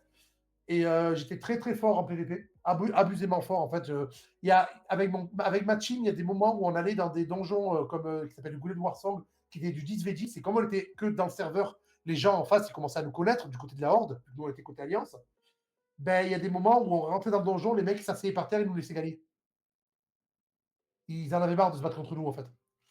Donc on était vraiment un cancer dans le jeu. Et j'adorais ça. J'adorais ça. Ouais. Ben, dis-toi que le pire qu'on a fait avec la prêtresse Ney qui me suivait souvent sur les Battlegrounds, dans Alterac, on a fait du 2v15. On a tué les 15. Ah Donc là là là là. c'est là que tu te dis, il y avait un gros problème d'équilibrage, il y avait un gros problème aussi de gameplay, de la façon dont les gens jouaient. Mais bon, tout ça pour dire qu'en fait, pour moi, le jeu, en vrai, ils sont passés d'un truc où tout le monde, en fait, avait accès aux récompenses en jouant 1 heure par semaine. Tout le Ouais, je monde vois. pouvait tout faire. Et c'est un truc, en fait, tu te dis, ouais, j'ai fait des efforts pour faire mon truc. Alors, les efforts, souvent, étaient au niveau du temps à l'époque. C'était dommage. J'aurais préféré qu'il y ait plus d'efforts au niveau du skill. Oui, Et, forcément. et c'est une maladie mortelle. Et, Et j'aurais préféré que ça récompense des efforts au niveau du skill, alors que le jeu correspondait des efforts au niveau du temps. Et en fait, maintenant, WoW récompense juste le fait de payer ton abonnement. Et ouais, Et du coup, c'est plus c'est même plus un jeu pour moi, c'est juste une. Et d'ailleurs, pour la petite anecdote marrante, avant que je finisse sur WoW, parce que je vais pas m'étaler 50 ans dessus, mon ex, il joue toujours et elle a plusieurs dizaines de milliers d'heures de jeu sur le jeu. ah, forcément, hein, au bout d'un moment, ça chiffre. Hein. Et je vous dis pas le nombre de mois de paiement de l'abonnement. Ah, c'est ça. C'est ça. Putain. Ça, Ouais, c'est rigolo. Moi aussi, j'avais arrêté à Breath of the Lich King, je crois. ouais. Cataclysme et tout, j'avais pas suivi. Bah, de toute façon, déjà à l'époque, moi j'étais moins fan, je jouais pour jouer avec mes potes. Je préfère. Moi, j'avais commencé avec Warcraft 2 et Warcraft 3 surtout. J'étais plus un joueur de RTS. Et après, ouais, ça me manque d'ailleurs, putain, les vrais RTS à la Blizzard. Là. Là, Et- les premiers StarCraft, ouais. Ouais, c'est putain, bien, le quoi. StarCraft originel, je l'avais poncé avant le 2. Même les vieux Diablo, hein, c'était cool. Allez, on enchaîne, si ça vous dit. Je On disais va pas se ça pour faire, Ok. Ah, Warcraft 1, trop. on va se faire ça sous forme de devinette, si vous voulez bien. On va proposer au chat de deviner. C'est assez particulier, donc je pense que tout le monde ne l'aura pas. Mais je vais vous faire deviner le nom d'un roman qui a été créé, ou du moins écrit et publié en 1984 par William Gibson, un roman de science-fiction qui est l'une, pour pas dire l'œuvre fondatrice du mouvement cyberpunk, qui est un sous-genre qui mélange technologie, piratage informatique, société dystopique. Dans l'histoire de ce livre, vous pouvez au fur et à mesure essayer de trouver le nom du livre dont je vous parle. On va suivre les aventures de Henry Case, un hacker appelé Console Boy, célèbre pour sa capacité à se connecter au cyberspace, un réseau virtuel mondial. Ça va vous rappeler quelque chose de très connu dans un jeu vidéo récent. Hein. Après avoir trahi ses employeurs, son système nerveux a été saboté et là, on l'empêche d'accéder au réseau. Exactement, Lima, le neuromancien, écrit par William Gibson, classique du cyberpunk qui va être adapté en série sur Apple TV+. Rien que pour Il y a déjà un cette film. série, il y a déjà un film, mais il n'y avait pas la série. Ouais. Rien que pour ça, j'ai envie de m'abonner à Apple TV+, alors que dans ma vie, je ne me suis jamais dit je vais m'y abonner. On va suivre, je pense, de ce qu'ils nous en vendent, exactement la même aventure que celle du livre 1. Donc, adaptation très attendue de ce livre qui a fortement influencé la science-fiction moderne. Et bien évidemment, vous l'aurez compris, C'est ce qu'il vient de dire, Olshad. C'est ce qu'il a dit en premier. l'agent de cyberpunk, exactement. Exactement, Olshad. On enchaîne sur une autre info. On est encore dans l'univers de la science-fiction. Et là aussi, on va parler d'un nouvel animé qui va sortir sur un vieil animé qui existait déjà. Je parle de Ghost in the Shell. C'est un des animés les plus attendus de 2026. Nouvelle adaptation du manga de Masamune Shirow qui sortira en juillet 2026 et sera diffusé mondialement sur la plateforme de Prime Video. Ça montre la volonté d'Amazon de concurrencer les services spécialisés de l'anime. Je vous donne pas les services concurrents en anime, mais vous aurez compris de qui on parle. Hop, excusez-moi, j'ai manqué à tous mes devoirs, je vous ai pas montré les articles. Donc là, on a l'article anglais sur la sortie de Neuromancer sur Apple TV. Et ici, la sortie sur Prime Video, la DA, d'ailleurs, j'ai repartagé un truc, je crois, aujourd'hui, hier, sur ma story. La DA est plutôt cool, je trouve. Alors, je ne vais pas vous lancer la vidéo, sinon ça va recouper ma voix. Voilà, mais en tout cas, ça a l'air bien cool. Et l'article nous annonce... Quel studio? Le studio, c'est une bonne question. Je regarde ça, attends. C'est marqué dessus de Saru, toute façon. c'est Saru. Ok, Ouais, donc Saru, Science Saru et les experts de production IG. Ah, c'est Studio Saru, c'est Studio bien. C'est Studio Singe. Pas de date de diffusion annoncée aussi pour un remake de Ken le Survivant qui célèbre ses 40 ans. Et il y aura un animé commémoratif qui va enfin être diffusé. Pareil, même vibe remise à niveau au niveau de l'image et du son, je pense. Voilà. Et d'ailleurs, Ghost in the Shell, c'est du cyberpunk. Et Ghost in the Shell, c'est carrément bah oui. cyberpunk. Je suis désolé, les nouvelles étaient très orientées quand même sur la catégorie Oui. cinéma-séries. Et il n'y a pas un jeu qui s'appelle Cyberpunk aussi. Tu crois? Attends, je regarde. C'est Cyberpunk qui a annoncé justement, ben ouais, Cyberpunk 2017, là, les Ah oui, oui, il a relancé créateurs le qui mouvement, ont, clairement. Ouais. non, mais qui ont annoncé qu'il allait avoir un Cyberpunk 2, mais que comme il va pas se faire, ils vont faire un DLC, enfin, ils vont rajouter du contenu à Cyberpunk 1. D'accord.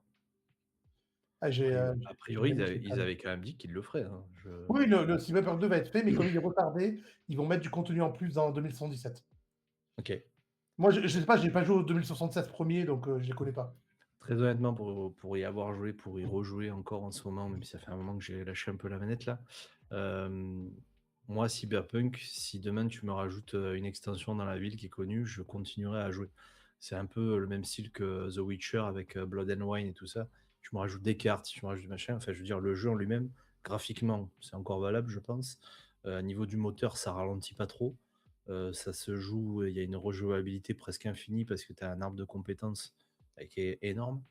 Je pense qu'à part les joueurs experts, il n'y a pas beaucoup de gens qui sont allés jusqu'au niveau 99 de chacune des compétences. Donc honnêtement, c'est un jeu auquel moi, personnellement, je pourrais jouer des dizaines de fois. J'ai fait des runs, je crois, en réflexe, en infiltration, en net running. Enfin, tu peux vraiment le jouer sur toutes ses formes et de plusieurs façons différentes. Ouais, c'est assez marrant, mais c'est dommage parce que moi, on parle beaucoup de Cyberpunk depuis tout à l'heure. Je l'ai lu beaucoup, vraiment Cyberpunk, Mm. mais c'est un jeu qui m'intéresse pas parce que j'ai même fait une campagne complète de Shadowrun qui a duré 2 ans. Ouais, Donc, au niveau Cyberpunk, ça y allait aussi. Et en fait, le Cyberpunk est un genre qui ne me branche pas plus que ça, en fait. d'accord. Ouais. Par rapport au côté un peu dark, négatif et tout ça, ou plus... Non, non, par rapport en fait à je sais pas, c'est l'ambiance technologique, les implants, les machins, les trucs, le enfin comment c'est le transhumanisme. Le transhumanisme Transhumanisme, n'est pas, ouais, bien sûr. n'est pas un sujet qui me passionne. Ça, quand c'est bien fait, j'aime bien. J'aurais pas fait une campagne de 2 ans sur Shadowrun sinon, je veux dire. Et donc, 2 ans, un peu moins de 2 ans, mais et j'aurais pas regardé beaucoup de films cyberpunk, ne serait-ce que putain, comment il s'appelle? Ah, Blade Runner. du film Blade Blade Runner, voilà, Runner. Blade Runner, ce genre de choses. Mais en fait, c'est pas un jeu, c'est pas un domaine que je vais chercher. Et comme je sais que Cyberpunk, justement, c'est un jeu qui est sympa quand tu le joues vraiment en entier, que tu explores toute la ville et tout. Comme c'est pas un truc que j'ai envie de faire, ben, en fait, je suis passé outre ce jeu juste pour me concentrer sur d'autres jeux. T'as- Ok. Comme Il y a Tetris. Lima qui cite un des meilleurs jeux du monde, hein, les Deus Et Ex. Deus Si vous Ex, avez bien sûr. l'occasion, c'est incroyable. Même si vous êtes fan de RPG, en termes de choix de narration et tout, c'est la folie. Et autant les vieux que même les premiers. Hein. Tiens, il y a Dès un les truc que je premiers, me... c'était déjà la folie. C'est incroyable. Niveau Vraiment. RPG, d'ailleurs, il y a un truc. Il y a un truc que je me demandais si les gens, il y avait beaucoup de jeux aujourd'hui, c'était qui ici connaît bien le jeu Disco Elysium? Non, j'y ai jamais joué. J'ai pas joué malheureusement encore. Mais Orshad, il m'en a dit que du bien. Ouais, Disco Elysium, il est vachement bien. C'est vrai que Ouais, Blade Runner, il y a un aspect néo-noir, c'est vrai, c'est néo-film ouais. noir, mais il y a des aspects cyberpunk dedans, c'est vrai qu'ils sont moins développés. Ah, Donc, mais c'est du cyberpunk light.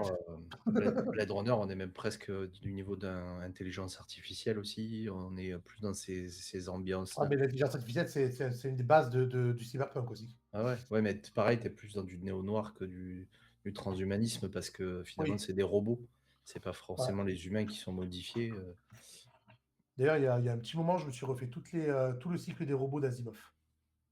Ah oui. Asimov, pour ceux qui ne le connaissent pas, hein, c'est le père des lois de la robotique Qui ne sont pas respectés. moderne. Hein. Qui Voilà, ne sont pas respectés un brin parce que les 3 quarts des robots qui sont développés, c'est pour tuer des gens. c'est ça. C'est pas un truc avec c'est pas Will Smith.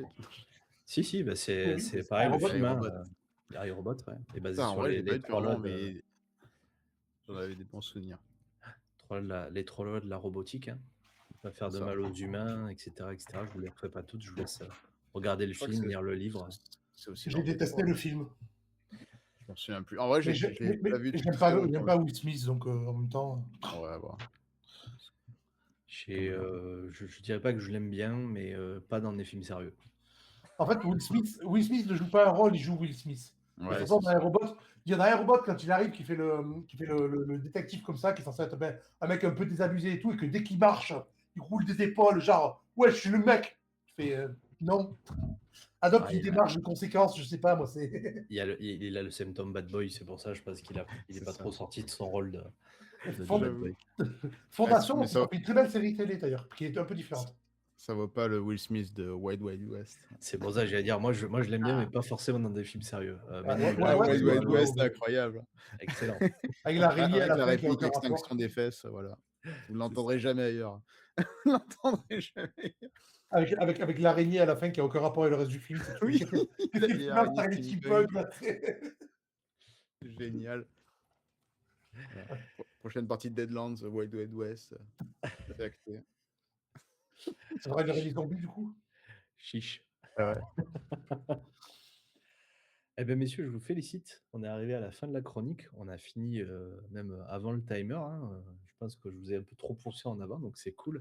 T'as Pour bien autant, fait. on n'a pas fini Je me l'émission. sens trop poussé. Ah, je suis désolé. Si tu veux te plaindre, je te propose d'envoyer un courrier au Cercle de l'Aube. On n'a pas fini pour autant l'émission. Pourquoi? Eh bien, parce qu'on va parler de vous maintenant, de vous deux. Et je vais commencer par celui qui est créateur ici, pour le coup, connu et reconnu par des milliards de personnes sur Terre. Vas-y, je le vois déjà réagir au lait des mécaniques. Non, je rigole. Oh, Notre Gary milliards de Gigax films. national.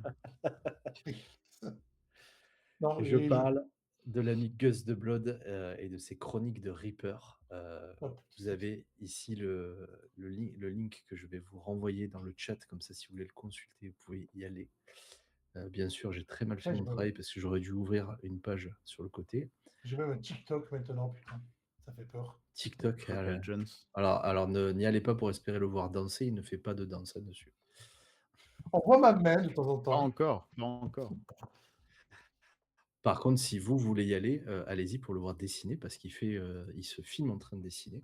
Hop, je vous ai mis le lien dans le chat. Il se filme en train de dessiner. Et honnêtement, c'est un truc dont on avait discuté il y a quelques mois, je crois. Et moi, j'adore voir les gens dessiner, etc. Et à chaque fois que moi je vois une de ces stories, je reste les 30-40 secondes de la story pour le regarder, faire sortir Yuki du papier ou faire sortir d'autres personnages. Le prochain, Voilà. je crois que c'est Yuki le prochain. Ah ben voilà. Et c'est demain en plus. Et Yuki, pour ceux qui la connaissent pas, elle est sur son épaule gauche actuellement. Voilà. C'est la petite sorcière sur lequel il fait un livre pour enfants, si je dis pas de bêtises. En fait, c'est un livre pour enfants que c'est Internet qui m'a poussé et les filles que je garde qui m'ont poussé à le faire. Parce que pendant un moment, je m'entraînais au dessin en dessinant des petites sorcières et des dinosaures. Et donc, on m'a dit, pourquoi tu ferais pas un livre avec une sorcière et un dinosaure? Donc, il y a la petite Yuki qui a un dinosaure, un Utahraptor en l'occurrence. Et la petite Yuki et son Utahraptor, ils vivent des aventures. Donc, j'ai écrit l'histoire à l'entier et j'ai dessiné Yuki. J'ai compté maintenant, j'ai dessiné 350 fois pour l'instant. Pour avoir en fait, et là je suis en train de développer le dinosaure vraiment, pour avoir en fait une version de Yuki qui est correcte avec le dinosaure. Je suis en train de vous chercher ça parce que j'ai des dessins à côté de moi parce que j'en scannais tout à l'heure. Ah, donc là vous avez Yuki qui dort avec son petit dinosaure. Pour la fois que tu recules, il y a beaucoup trop de luminosité. Ah oui, ouf. Je pense que c'est ton nouveau projecteur de 12 000 watts qui Attends, on va faire un truc. On voit pas le. On va l'éteindre. Dégage, méchant. Voilà, là on le voit. Bon, ça rend pas justice au dessin parce que les dessins sont quand même très jolis. Voilà.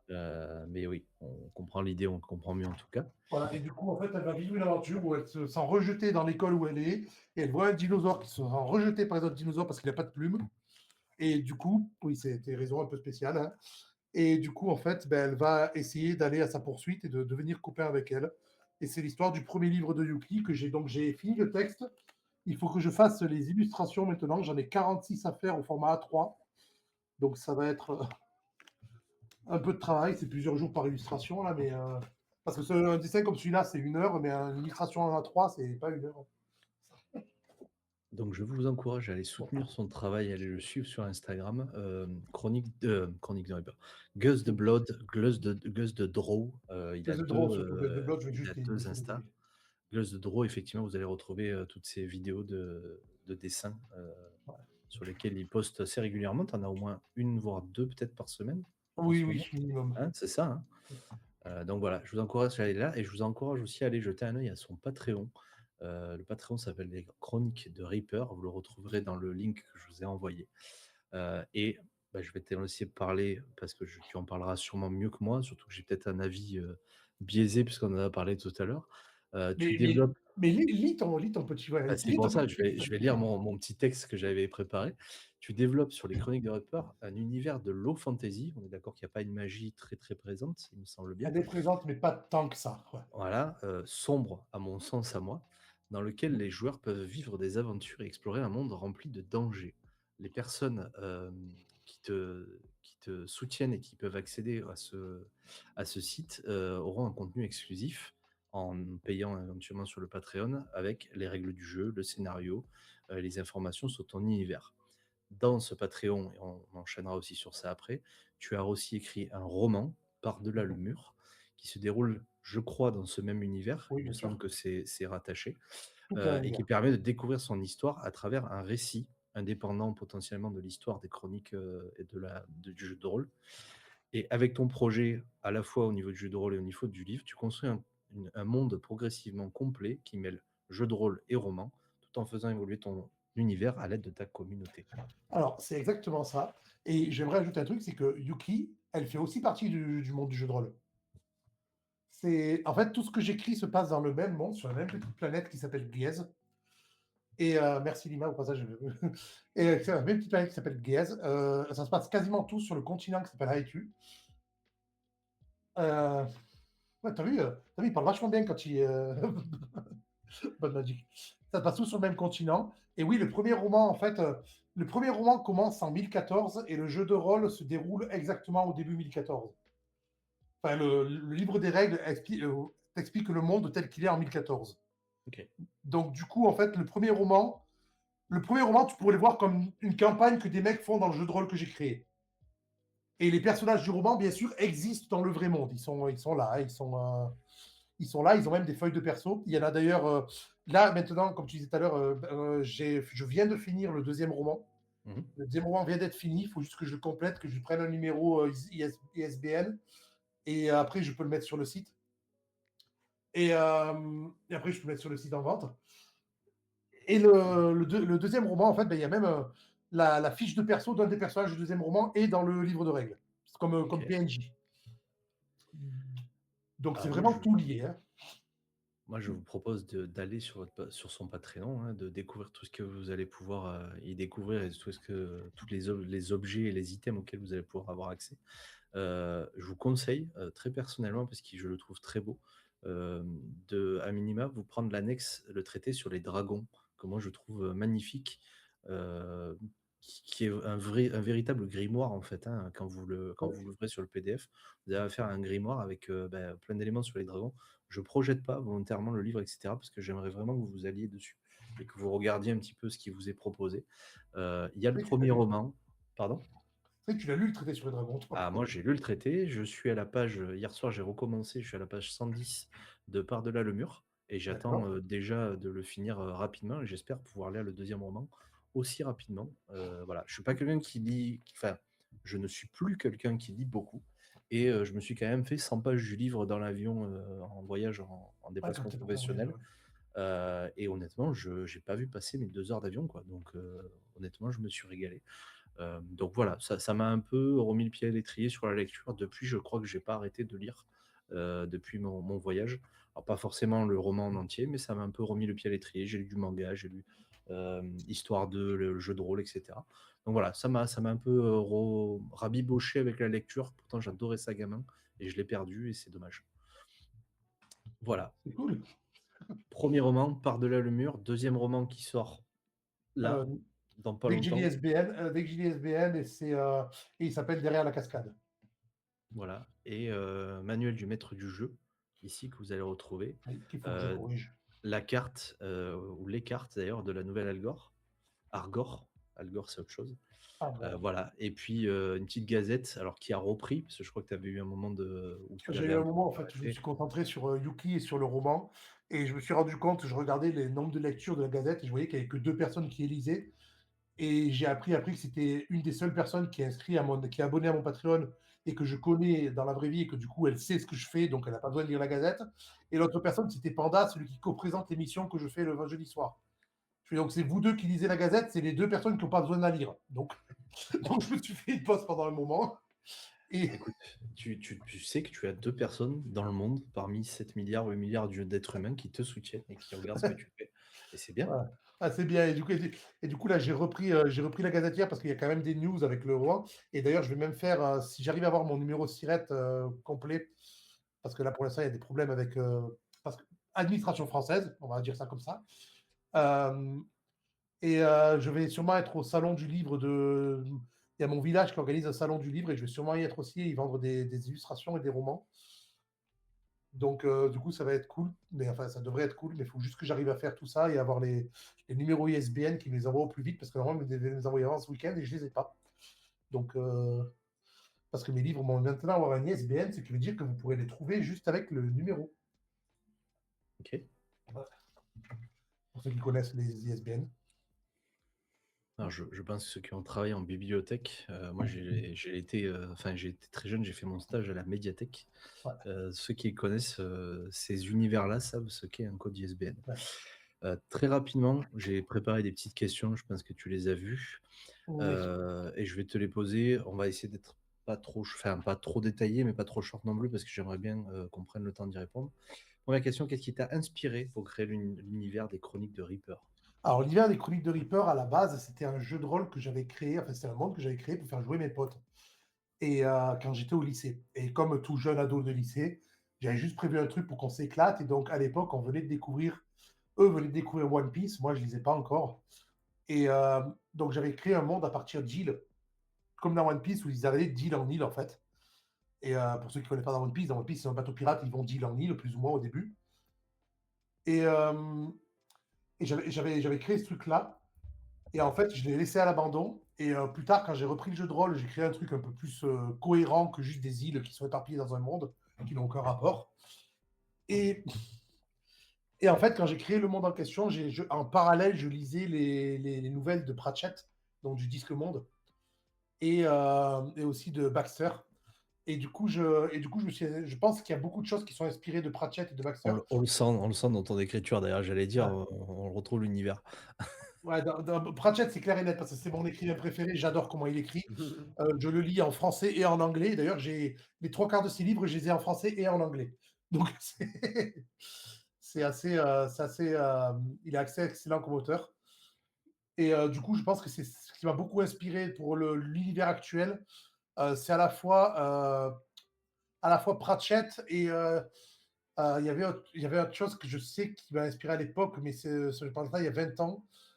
Pour le fait du monde détruit, un peu comme il est là, parce que pour ceux qui ne connaissent pas le lore de mon monde, en fait, là où vivaient les gens avant le monde principal, en fait, le continent principal a été ravagé et tout le monde est maintenant sur ce qui était avant une colonie et c'est devenu le seul royaume encore vraiment debout dans le monde. Et pour ce principe-là, je m'étais inspiré d'autres choses, mais je n'ai pas le nom en tête parce que j'ai un gros coup de mémoire là. Au pire, tu vas le retrouver. Voilà. Deuxième question, quel type de système de règles utilises-tu pour ton jeu de rôle et qu'est-ce qui le rend original? Alors, ce qui rend original, je ne saurais pas inventer parce qu'en fait, à la base, quand j'ai commencé le jeu, le seul livre de règles que j'avais, que j'ai encore ici, mais il est en base chez moi, c'est le livre de règles des jeux de rôle des Terres du Milieu dans le kit de départ qui était sorti en 1980 quelque chose. Donc j'ai toujours ce kit de départ du jeu de rôle des Terres du Milieu qui est dans une vieille boîte avec des illustrations vraiment façon années 80. Et je savais ces règles-là, mais il se trouve que JRTM, pour l'abréger, est un système lourd et franchement chiant au bout d'un moment. Donc j'ai commencé à le simplifier. Et en fait, en 2011-2012, je me suis rendu compte que je l'avais tellement simplifié qu'il n'avait plus rien à voir avec le système d'origine. Donc je l'ai jarté et j'ai refait un système complet moi-même qui s'est basé sur les D10. C'est basé sur le fait que euh, un tiers des G est dû à la caractéristique du personnage, un tiers à ses compétences et un tiers au dé. Donc en gros, tu as 30% d'aléatoire, 30% de compétences, 30% de caractéristiques. Et je pense que ce qui fait que mon jeu est original, c'est qu'il n'y a aucun système de classe, il n'y a aucun système qui te force à prendre quoi que ce soit. Ton personnage prend ce qu'il veut. Il est très libre. Et en fait, la progression se fait. Tu ne gagnes pas des niveaux, tu gagnes de l'expérience que tu peux mettre dans chaque compétence ou dans chaque truc, ou dans la vie, ou dans chaque caractéristique. Et il y a des gens qui pensent que c'est long. Parce que Rollmaster, c'est ça, c'est exact, c'est Rollmaster à la base. Et qui pensent que c'est long, mais en fait, une fois que les joueurs ont compris au bout d'une ou deux parties, c'est un jeu qui est fait pour faire des campagnes longues. Du coup, les persos commencent très bas. Et avec ce système d'XP caractéristiques et compétence par compétence, on peut faire vraiment un perso comme on veut. On peut vraiment faire un perso vraiment comme on a envie, sans aucune limite. Et on le fait monter petit à petit. Et après 2-3 parties, comme je disais, on s'habitue vraiment à mettre les points d'expérience où on veut. J'ai essayé un réflexe, Chad. Et, du coup, en fait, on a un système qui est très ouvert à tout type de personnages. Et j'ai essayé de mettre ça d'ailleurs dans les personnages de base que j'ai mis dans le livre de règles, où il y a un des personnages qui n'a aucune compétence de combat, aucune compétence d'action, il a que du blabla. C'est vraiment un mec qui est qui serait dans les négociations ou dans les dîners mondains, ce genre de choses. Ok. Et je ris parce que et, et du coup, je pense que c'est ça qui est un peu original sur mon jeu, c'est qu'on peut vraiment monter le personnage comme on veut avec un système d'XP. Et d'ailleurs, dans le jeu, je conseille au MJ de ne pas autoriser les joueurs à monter d'expérience dans des choses qu'ils n'ont pas utilisées, ce qui paraît logique, ce qui paraît RP. Par exemple, si un mec a passé une partie complète à se battre à l'épée, il va dire: ah ben je vais monter mon intelligence. Tu fais: ben non, ça paraît logique. Et du coup, c'est un peu. Et pour ce système, pour monter les compétences, je me suis inspiré de Morrowind à la base. Ok. Ceux qui se souviennent du vieux jeu vidéo. Ah ouais. Bah, je pense me que souviens, Gandalf, j'étais là. le système de montée d'XP, il a alors pas forcément été recalé pareil pour le Skyrim, etc. Parce que pour le Oui, coup, oui. tu as le choix de te mettre là où tu veux. Mais effectivement, on est un peu dans le même système avec les montées de compétences, etc. Via les arbres de compétences différents dans chaque chose, crochetage, etc. Bon, effectivement, le défaut, c'est que ce n'est pas plus tu crochettes, plus tu vas gagner de points, quand même si c'est le cas. Mais pour gagner les trucs d'XP en plus, bah, si tu fais du crochetage, tu vas pouvoir le mettre dans les trucs d'épée à deux mains. Donc c'est là où c'est un peu. C'est ça où ça bloque avec Voilà. Skyrim et compagnie. Dans mon jeu, tu peux le faire techniquement si le MJ l'autorise.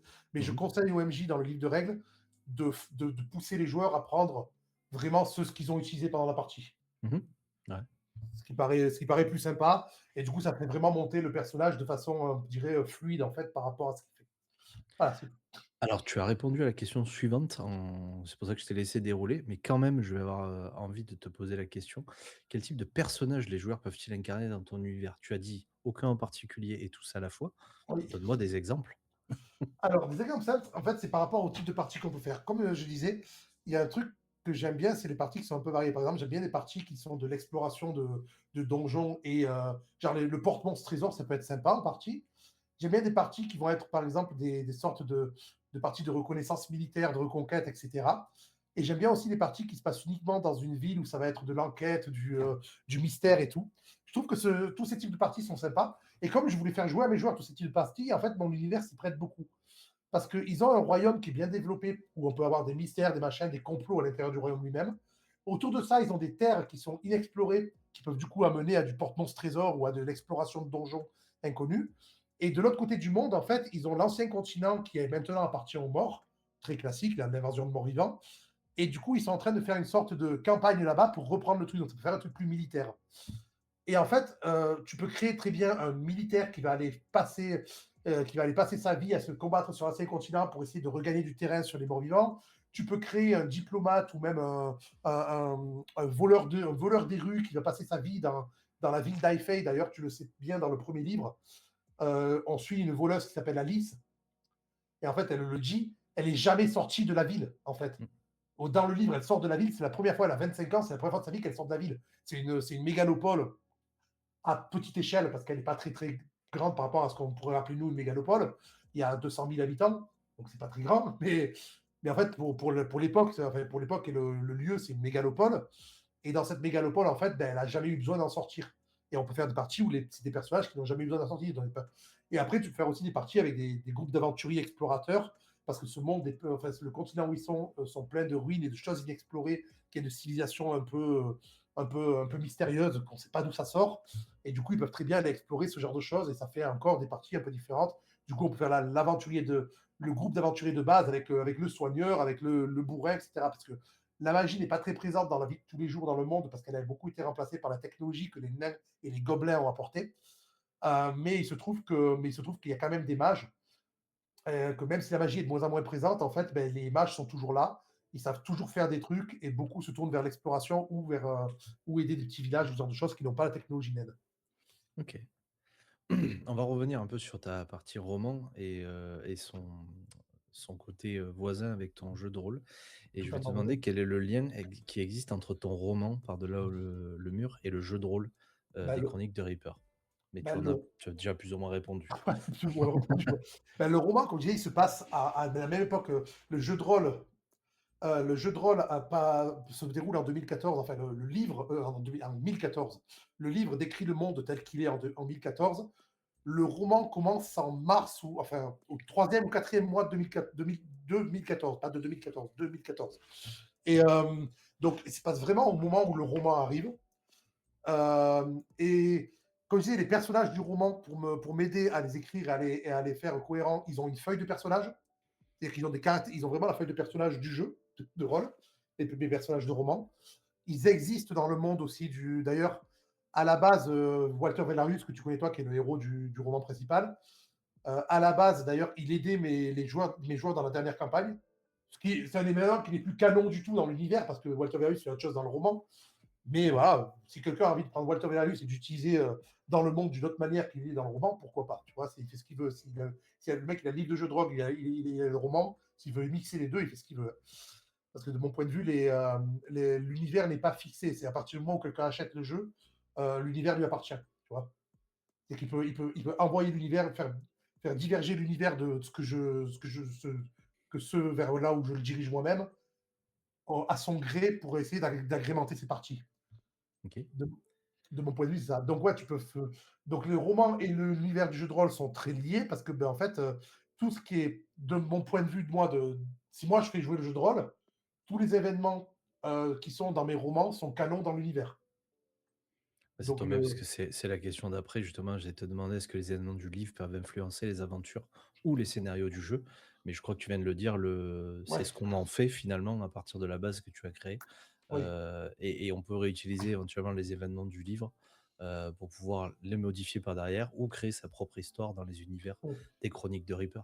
Alors, j'ai même envie de dire qu'il y a quelqu'un qui m'avait donné cette idée qui est pas mal du tout. C'était de faire les événements du livre que j'ai là en campagne, en livre de campagne pour le jeu de rôle. Mmh. Donc, au lieu que ce soit Walter Velarius qui mène l'enquête avec Tesselia, qui est sa compagne sa pote dans le livre, eux que ce soit elle, ben, ce soit les joueurs qui mènent l'enquête à la base d'eux. Et c'est vrai que c'est une très bonne idée. Ça peut faire une petite campagne de JDR assez sympa. Et de mon point de vue, comme je le disais juste avant, de toute façon, moi, le roman, tout est canon dans l'univers, c'est mon univers canon à moi. Mais quand quelqu'un a de toute façon, tant que les gens n'ont pas. J'ai prévu d'écrire 10 romans, si jamais, pour ceux qui ne savent pas, et ils sont déjà tous planifiés. Et en fait, tant que les gens n'ont pas les 10 romans, ils ne peuvent pas. Et s'ils font un truc dans leur campagne de jeu de rôle qu'ils font sur mon jeu de rôle, qui va à l'encontre de ce qu'il y a dans mes romans, ils vont pas prendre le roman et dire ah merde, j'ai fait ça, il faut tout que je modifie. Non, non, il suffit qu'ils adaptent le jeu comme ils veulent. Ils n'ont pas besoin d'être canon par rapport à mes événements à moi. Dans le livre nous donne le jeu en 1014 et à partir de 1014, ils peuvent modifier ce qu'ils veulent, et même avant s'ils veulent. Je crois pas dire de bêtises, Bender, en disant que tu as joué aux Chroniques de Ah Reaper. bah Il oui, me oui, semble que ça avait été masterisé par Gus de Blood à l'époque. Ouais. c'est Si ça. tu veux d'ailleurs mettre le Dispo sur la lien, chaîne d'ailleurs, hein. de Ouais. votre, YouTube, j'allais dire, le lien de la vidéo. Qu'est-ce que toi tu en avais pensé, de la partie jeu de rôle et du monde? Ah, c'est vraiment cool. Et surtout, ce que j'ai bien aimé, c'est que, bah, comme Gus, il a super bien travaillé son univers, tout est cohérent et logique, il n'y a pas d'hésitation. Enfin, t'as beau ne pas le connaître, tu rentres dedans instinctivement. OK. Et ça, vraiment, c'est cool et c'est un truc que j'ai adoré, moi, personnellement, en narratif. C'est une obsession que j'ai, la cohérence dans l'univers. C'est pour ça que j'ai des tableaux. J'avais vraiment un moment, quand j'écrivais le premier roman, et que je prévoyais l'histoire des 9 autres romans, parce que comme j'ai dit, les 10 romans sont prévus, et j'avais vraiment le tableau avec les fils de laine qui. Le cold case. Le cold case, la psychopathe et tout. Et là, je ne l'ai pas là, mais vous savez, ces cahiers qu'on achète pour l'école, là, 190 pages de pages Ouais. à carreaux et tout. Ben, en fait, j'ai tout le scénario de mes 10 romans qui est en résumé dans ces 190 pages. OK. Donc, c'est le scénar du tout est fait. Après, les détails ne sont pas là. Par exemple, le troisième roman que j'écris là est un truc qui présentent plus des personnages qui vont être avec Walter. Donc, désolé, spoiler, Walter ne meurt pas dans le roman. Hein. Oh non! Et, No! dans le troisième roman, on retrouve Walter. Et en fait, il y a quelque chose qui se passe autour de lui. Et il y a une équipe qui va se former autour de lui. En fait, le troisième roman est la formation de cette équipe. Je sais la résultante à la fin de ce roman, ce qui va se passer avec cette équipe. Mais comment ils en arrivent là et l'aventure qu'il y a au milieu, elle n'a pas grand intérêt dans le total des choses. Et du coup, en fait, je ne l'ai pas encore vraiment écrit. Je suis en train d'écrire dernièrement quand je suis à mon travail, il y a 2 jours par semaine où j'ai 3 heures de pause, où je vais à un café pendant 3 heures et en fait, j'écris dans ce café. Et d'ailleurs, les gens du café commencent à me connaître et viennent voir ce que je fais en permanence. Comme quoi, je dis que tu es connu par des milliards de personnes, j'ai raison. mais tu sais qu'on parlait tout à l'heure du coup, là, je viens de finir le deuxième roman et du coup, je vais me passer sur le livre pour enfants avec Yuki. Et je pense que je ne vais pas aller beaucoup plus loin dans ce que je comment dire sur moi, donc je vais finir là-dessus, je pense. En fait, Yuki, le livre pour enfants que je suis en train de faire, qui est écrit et tout, ben en fait, je babysit des filles. Enfin, je garde les filles de mes voisins et d'autres filles de leur école. Je suis même allé donner des cours de dessin dans leur école une fois un après-midi pour faire une petite activité de Noël avec les enfants de l'école. Et en fait, maintenant, tous les enfants de l'école, quand ils me voient, ils font elle est où Yuki, il est où le livre de Yuki. Ils attendent tous. Donc j'ai la pression maintenant, je dois le faire. Moi, je te l'ai dit, hein, tu as refusé que j'y accède, mais moi, dès que tu sors le livre de Yuki, je te prends le livre de Yuki, hein, clairement. C'est clair et net. Mais C'est ce qui est pas rigolo, grave. c'est que le livre de Yuki fait partie, comme je disais, du lore de mon jeu de rôle, parce qu'en fait, Yuki, elle vit sur une île qui s'appelle la Nouvelle Argore, dans le village de Cormyr, et elle est née en 1002. Nous sommes en 1014, donc elle a 12 ans, ce qui est l'âge qu'elle a dans le livre. Donc elle est totalement RP, elle est dans le lore, la Yuki, elle a même sa feuille de perso d'ailleurs, qui est totalement abusée. Yuki pourrait devenir maître du monde, mais il ne faut pas le dire. Saruki le blanc. En fait, Yuki connaît, il y a des écoles de magie dans mon monde, il y a des écoles qui sont interdites. Et Yuki, depuis qu'elle est petite, elle traîne dans une bibliothèque abandonnée. C'est une bibliothèque d'un mage qui est connu dans le monde. Et elle a trouvé des livres de magie interdites. Et en fait, comme elle adore lire, depuis qu'elle est toute petite, elle lit ses livres. Et en fait, elle s'est appris des magies qui sont interdites, toute seule. Et parce qu'elle est extrêmement intelligente. Et du coup, enfin, ça me sert pour l'histoire de Yuki et le dinosaure, sur pourquoi elle arrive à communiquer avec les dinosaures, pourquoi est-ce qu'un Utahraptor de 3 mètres de haut ne la déchiquette pas dès qu'il la voit, tu vois.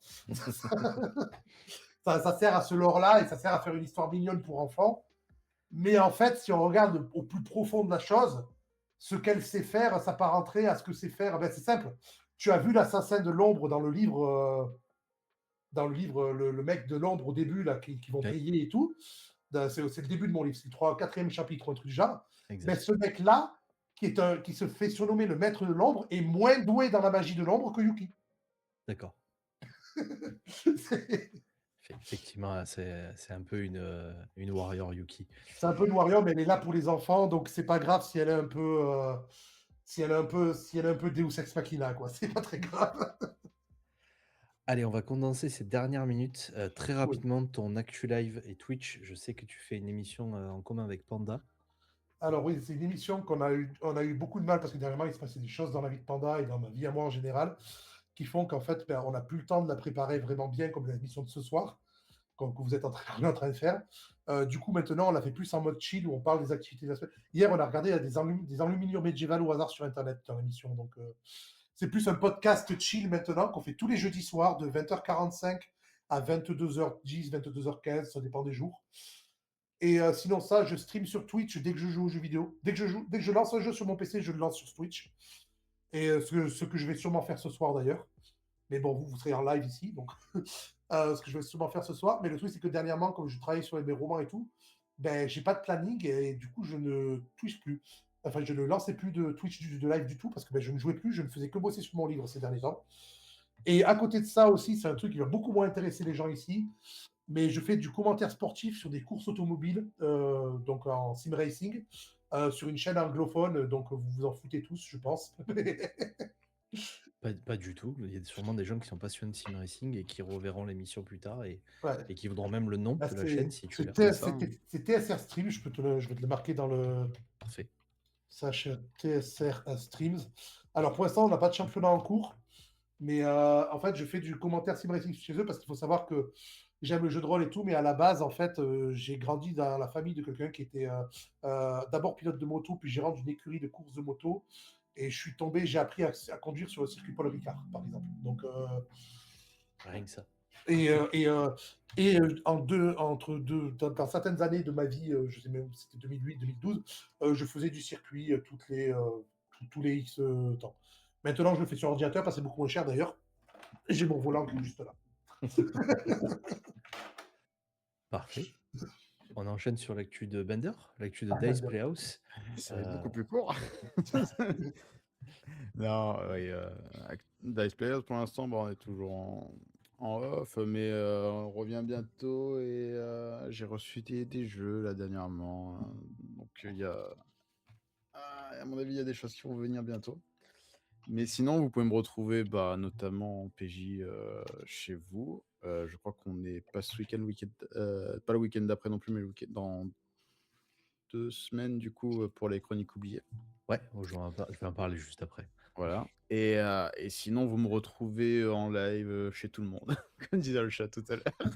Voilà, je suis à peu près partout.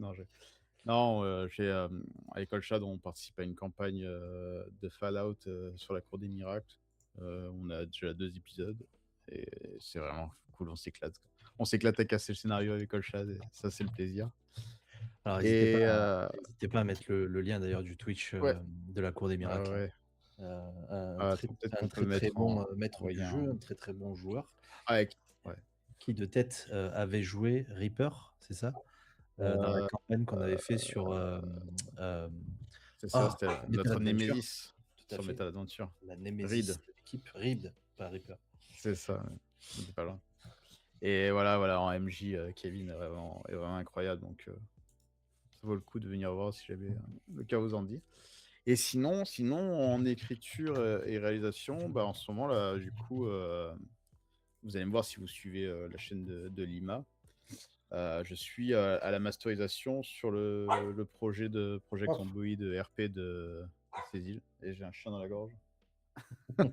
J'ai la choriste derrière qui aboie. Où du coup, j'écris, je participe à l'écriture des scénars et à l'interprétation des PNJ et tout ça, en plus de jouer.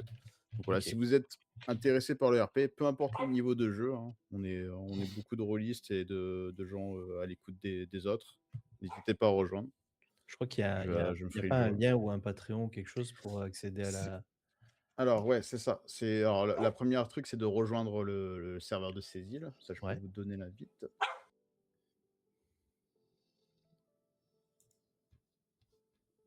Parce que je crois, de ne pas dire de bêtises, qu'il y a 2 serveurs, hein, c'est ça? Un premier pour les débutants, entre guillemets, pour donner les premières bases, etc. et pour éviter, entre guillemets, les trolls. Et un deuxième qui est Ouais. payant, 1 euro, me En fait, semble-t-il. ouais, c'est ça. En fait, c'est déjà rejoindre le serveur global de ces îles où tu vas avoir toutes les informations de la saison. On saura déjà si ça te plaît avant de participer, hein, le thème, l'histoire en cours et tout ça. Et ensuite, c'est ça, il y a un petit don de 1 euro sur Tipeee à faire à ces îles pour le financer le serveur et tout ça, et justement un peu filtrer pour éviter qu'il y en ait qui viennent juste pour casser, parce que nous, comme on est dans une dynamique RP et d'entraide, voilà, c'est pas avoir des trolls qui viennent une soirée et qui cassent tout. Ouais. Donc voilà, on a un petit filtre, on est un peu sélectif, quoi. C'est Mais cool. voilà, c'est dans la bonne ambiance, si vous êtes rolliste, de toute façon, il n'y aura aucun souci, c'est typiquement le genre de groupe où il y a des gens comme vous. Ok. Est-ce qu'on est bon pour l'actu de Dice Playhouse? Oui, moi c'est bon. Ok. Juste, je trouve le lien et je l'envoie. Ah ben, je te laisse l'envoyer dans le chat, il n'y a pas de souci. Je tiens à dire que l'euro comme filtre, c'est pas mal parce qu'un euro, c'est rien, tout le monde peut Ouais, c'est ça. dépenser un euro. Et en fait, C'est les un gens qui viennent engagement. troller, les gens qui viennent troller, ils vont pas dépenser 1 euro pour troller. Donc, Non, c'est C'est ça. ça. Voilà. C'est Du une coup, ça va première t'obliger à barrière, c'est passer un par des engagement. vérifications et tout, du coup, vu que tu es obligé d'aller. Tu peux pas dire genre, je vais venir comme ça pour casser et me barrer. Au C'est final, ça. voilà. C'est ouais. Eh ben, je vais finir l'émission là-dessus en vous parlant des actus du cercle. Mercredi 4, j'avais la chance de faire une partie des Chroniques oubliées sur la chaîne de Richult avec des humains exceptionnels. J'ai passé un très bon moment. Il y avait Xeno Alia, Nico de Worlds of Awakening, Elisa Muse, bien sûr, moi-même. La rediff est pas encore en ligne sur la chaîne de Reshoot, c'est Javras TV. Je vous mets le lien dans le Discord, dans le chat. Mais voilà, sachez qu'on a passé un très bon moment. Ça devrait finir en podcast normalement, et c'était une écriture originale. Pour ceux qui sont fans, vous aurez reconnu une aventure de Terry Pratchett à l'intérieur. On était a priori à Angmokporg, hein, puisqu'on était dans la tour des mages et on devait retrouver le fameux livre l'Inoctavo. Donc vous aurez reconnu les références claires et nettes à cet univers. Voilà pour ce qui s'est passé. On a mis en ligne, où on met en ligne très régulièrement les vidéos de notre partie. Et vous le savez, on a joué vendredi dernier à Quick Start. On a fait une émission Quick Start sur Cyberpunk Edge Runner, dans lequel vous m'avez retrouvé. Vous avez retrouvé Lima en maître du jeu pour sa première fois en live. Et vous retrouverez aussi, et vous avez retrouvé Bender Benichou, qui jouait notre rockstar du groupe. On avait aussi Kyle qui jouait un petit peu la snipeuse Teki, et Groby qui lui jouait le médic, ou la médic du moins. Et vous nous retrouvez à 20h45 pour Quick Start le débrief. On va parler du jeu, on va parler de la partie et de notre expérience lors de cette partie. Sachez, je peux vous le teaser dès maintenant, la date n'est pas encore plantée, mais on a 2 jours sur lesquels on a de prévu une soirée party games le 13 ou le 14 mars 2026. Le 16 mars 2026, il y a la diffusion sur YouTube des Chroniques oubliées, l'épisode qui a été fait pareil avec Bender, Gus de Blood, Beria. J'ai plus les noms des autres parce que je suis une vraie passoire en guise de nom. Rakiel. Et j'en oublie un, Lima is Gaming, masterisé de main de maître par Shaolan, qui a fait un travail exceptionnel et qui fait un travail exceptionnel sur le VTT qu'il utilise, avec des animations, etc., qu'il a lui-même programmé. Il se fait chier à faire. Ouais. Il passe du temps et il est impressionnant pour ça. Le 22 mars 2026 à 14h30, c'est le dimanche du coup, l'épisode final des Chroniques oubliées, là aussi avec Shaolan, Gus, Bender, Rakiel, Beria, Lima is Gaming. Retrouvez aussi dès demain un peu de ce dont on a parlé aujourd'hui, l'actu de la semaine, le samedi matin, tous les matins, et notre horoscope, petit horoscope tiré tous les lundis matins, sur lesquels on vous met un des archétypes sur notre Instagram, et vous avez l'horoscope complet qui est disponible sur le Discord. Voilà, j'ai fait le tour.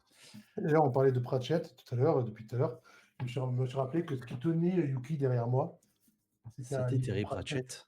C'est A Shall Wear Midnight, le deuxième livre de la série de Tiffany Patrak, Tiffany King. Alors, Lima, toutes mes excuses, je n'ai pas oublié ton nom, c'est que j'ai 1000 choses dans la tête et je pense déjà à ce qu'on fait après. Donc c'est pour ça, et je suis déjà en train de penser au réel que je dois tourner et j'en ai un sacré nombre à tourner. Voilà, j'espère, messieurs, que la soirée vous a plu, que ces 2 heures de 18-20, comme on l'a appelé, 18-20 du cercle de l'eau, vous aurez remarqué, on n'a pas fait original. On a appelé ça par les 2 heures sur lesquelles on intervient. On espère, on voudrait que ça soit pérennisé sur une émission hebdomadaire. Pour ça, moi, je vous invite à revenir dès que le cœur vous en dit, dès que vous avez du temps, dès que vous avez envie de le faire. J'invite aussi tous les gens qui sont dans le chat à se manifester sur le Discord. Si vous connaissez des gens qui seraient intéressés, qui sont acteurs ou qui sont connaisseurs de tous ces univers-là, le TCG, le jeu vidéo, le jeu de plateau, le jeu de rôle, qui soient chroniqueurs dans la vie de tous les jours ou qui ne le soient pas. Vous avez vu, on fait ça à la bonne franquette. C'est mieux organisé pour cette deuxième session. On ne va pas vous mentir, la première était faite vraiment sur le pouce. Voilà. Ce qu'on apprécierait aussi, c'est d'avoir potentiellement des créateurs. On a fait ça ce soir avec Gus. J'ai profité qu'il avait un beau background de créateur. Il a de la matière à vendre et à revendre sur son Patreon. Voilà. Mais si on peut accueillir un créateur ou un producteur ou n'importe qui a quelque chose à montrer et à donner au monde, voilà, ça serait très apprécié. Messieurs, je vais vous laisser pour ces 7 minutes qui nous restent les derniers mots de la fin. Parce que moi j'ai plus de jus, j'ai plus rien à dire. Voilà, on va commencer peut-être par Gus. Oui. Le mot de la fin. Le mot de la fin, Popocatépetl. C'est important. Okay. C'est un volcan, si jamais. C'est un volcan au Mexique. Non. En mot de la fin, c'est vachement cool de venir, merci. Puis Merci de m'avoir invité. Puis moi, je vous retrouve de toute façon ici le dimanche quand on fera le. Je reviendrai dans tous les cas pour le dernier épisode des Chroniques oubliées. Et je serai d'ici là un spectateur. Et si ça vous intéresse, les gens, de voir ce que j'ai fait, moi, je partage beaucoup. Donc, je vous retrouve là-bas aussi. Merci. Bender, mot de la fin pour toi? Le mot de la fin, c'est fringale. Ça dépend. Ah non, mais c'est là de fin, ah oui. Du coup, on est bon. Pareil, c'est toujours un plaisir de venir échanger avec vous. Le concept est cool et moi, ce sera quand tu veux, si tu as besoin. Il n'y a pas de souci. Bah, je Donc profite venez, comme on ça, est, je réponds à on Olshan est, en même temps. Venez, on est bien. c'est ça. N'hésitez Allez, pas à me viens. solliciter. Vous savez un petit peu la méthode du serveur. Malheureusement, on marche un peu comme ça parce qu'on est un peu des fois dans la vivacité de notre côté. On lance un message, un appel à l'aide. Et vous êtes tous les bienvenus, donc n'hésitez pas à vous placer sur des prochaines émissions. Il y a les Quick Start, il y a le 18-20, il y a potentiellement des jeux en one-shot qui arrivent plus tard, il y a les Chroniques oubliées. On a des programmes plein la musette. Si vous avez des idées, vous aussi, des programmes que vous voulez réaliser et que vous n'avez pas le temps de réaliser, ou sur lesquels vous avez besoin d'aide, ou lesquels vous avez peut-être besoin de nous pour venir participer, n'hésitez pas, on est là. Voilà. Et puis, tous les jours, on essaie d'être connecté sur la place publique. Pareil, si vous avez envie de parler, d'échanger sur les jeux de rôle, sur le jeu, sur la vie de tous les jours, sur ce qui vous est passé par la tête dans la journée et que vous avez besoin de décharger votre journée, ben voilà. On est un milieu communautaire et notre credo, c'est de faire les choses ensemble. Donc, venez, rejoignez-nous. On est tous bien posés, en place publique ou pas, et sur le serveur du Cercle de l'Aube. Du coup, je t'ai coupé, pardon, Bander, pour le mot de la fin. Non, mais je l'aurais pas dit mieux, voilà. C'est tout. Je l'aurais pas dit mieux, donc merci. Moi, En je tout cas, dis mieux. Vas-y, dis mieux. Mieux. Parfait. Merci en tout cas à tous ceux qui ont été là, tous ceux qui ont suivi le stream, et j'espère que ça vous a plu. Je vous promets pas qu'on refait la même le week-end, enfin le vendredi prochain, mais je vais tout faire, tout mon possible pour que ça soit réalisé. Voilà, pérennisons ce rendez-vous. On a besoin de vous. Si vous avez des infos, des trucs qui tombent dans la semaine qu'on ne voit pas passer, balancez-le chez nous sur le Cercle de l'Aube ou envoyez-moi un petit message en privé. On en parlera, ou en tout cas, je vous promets que je ferai mon possible pour en parler. Voilà, on était sur la chaîne du Cercle de l'Aube avec Gus de Blood, Bender Benichou.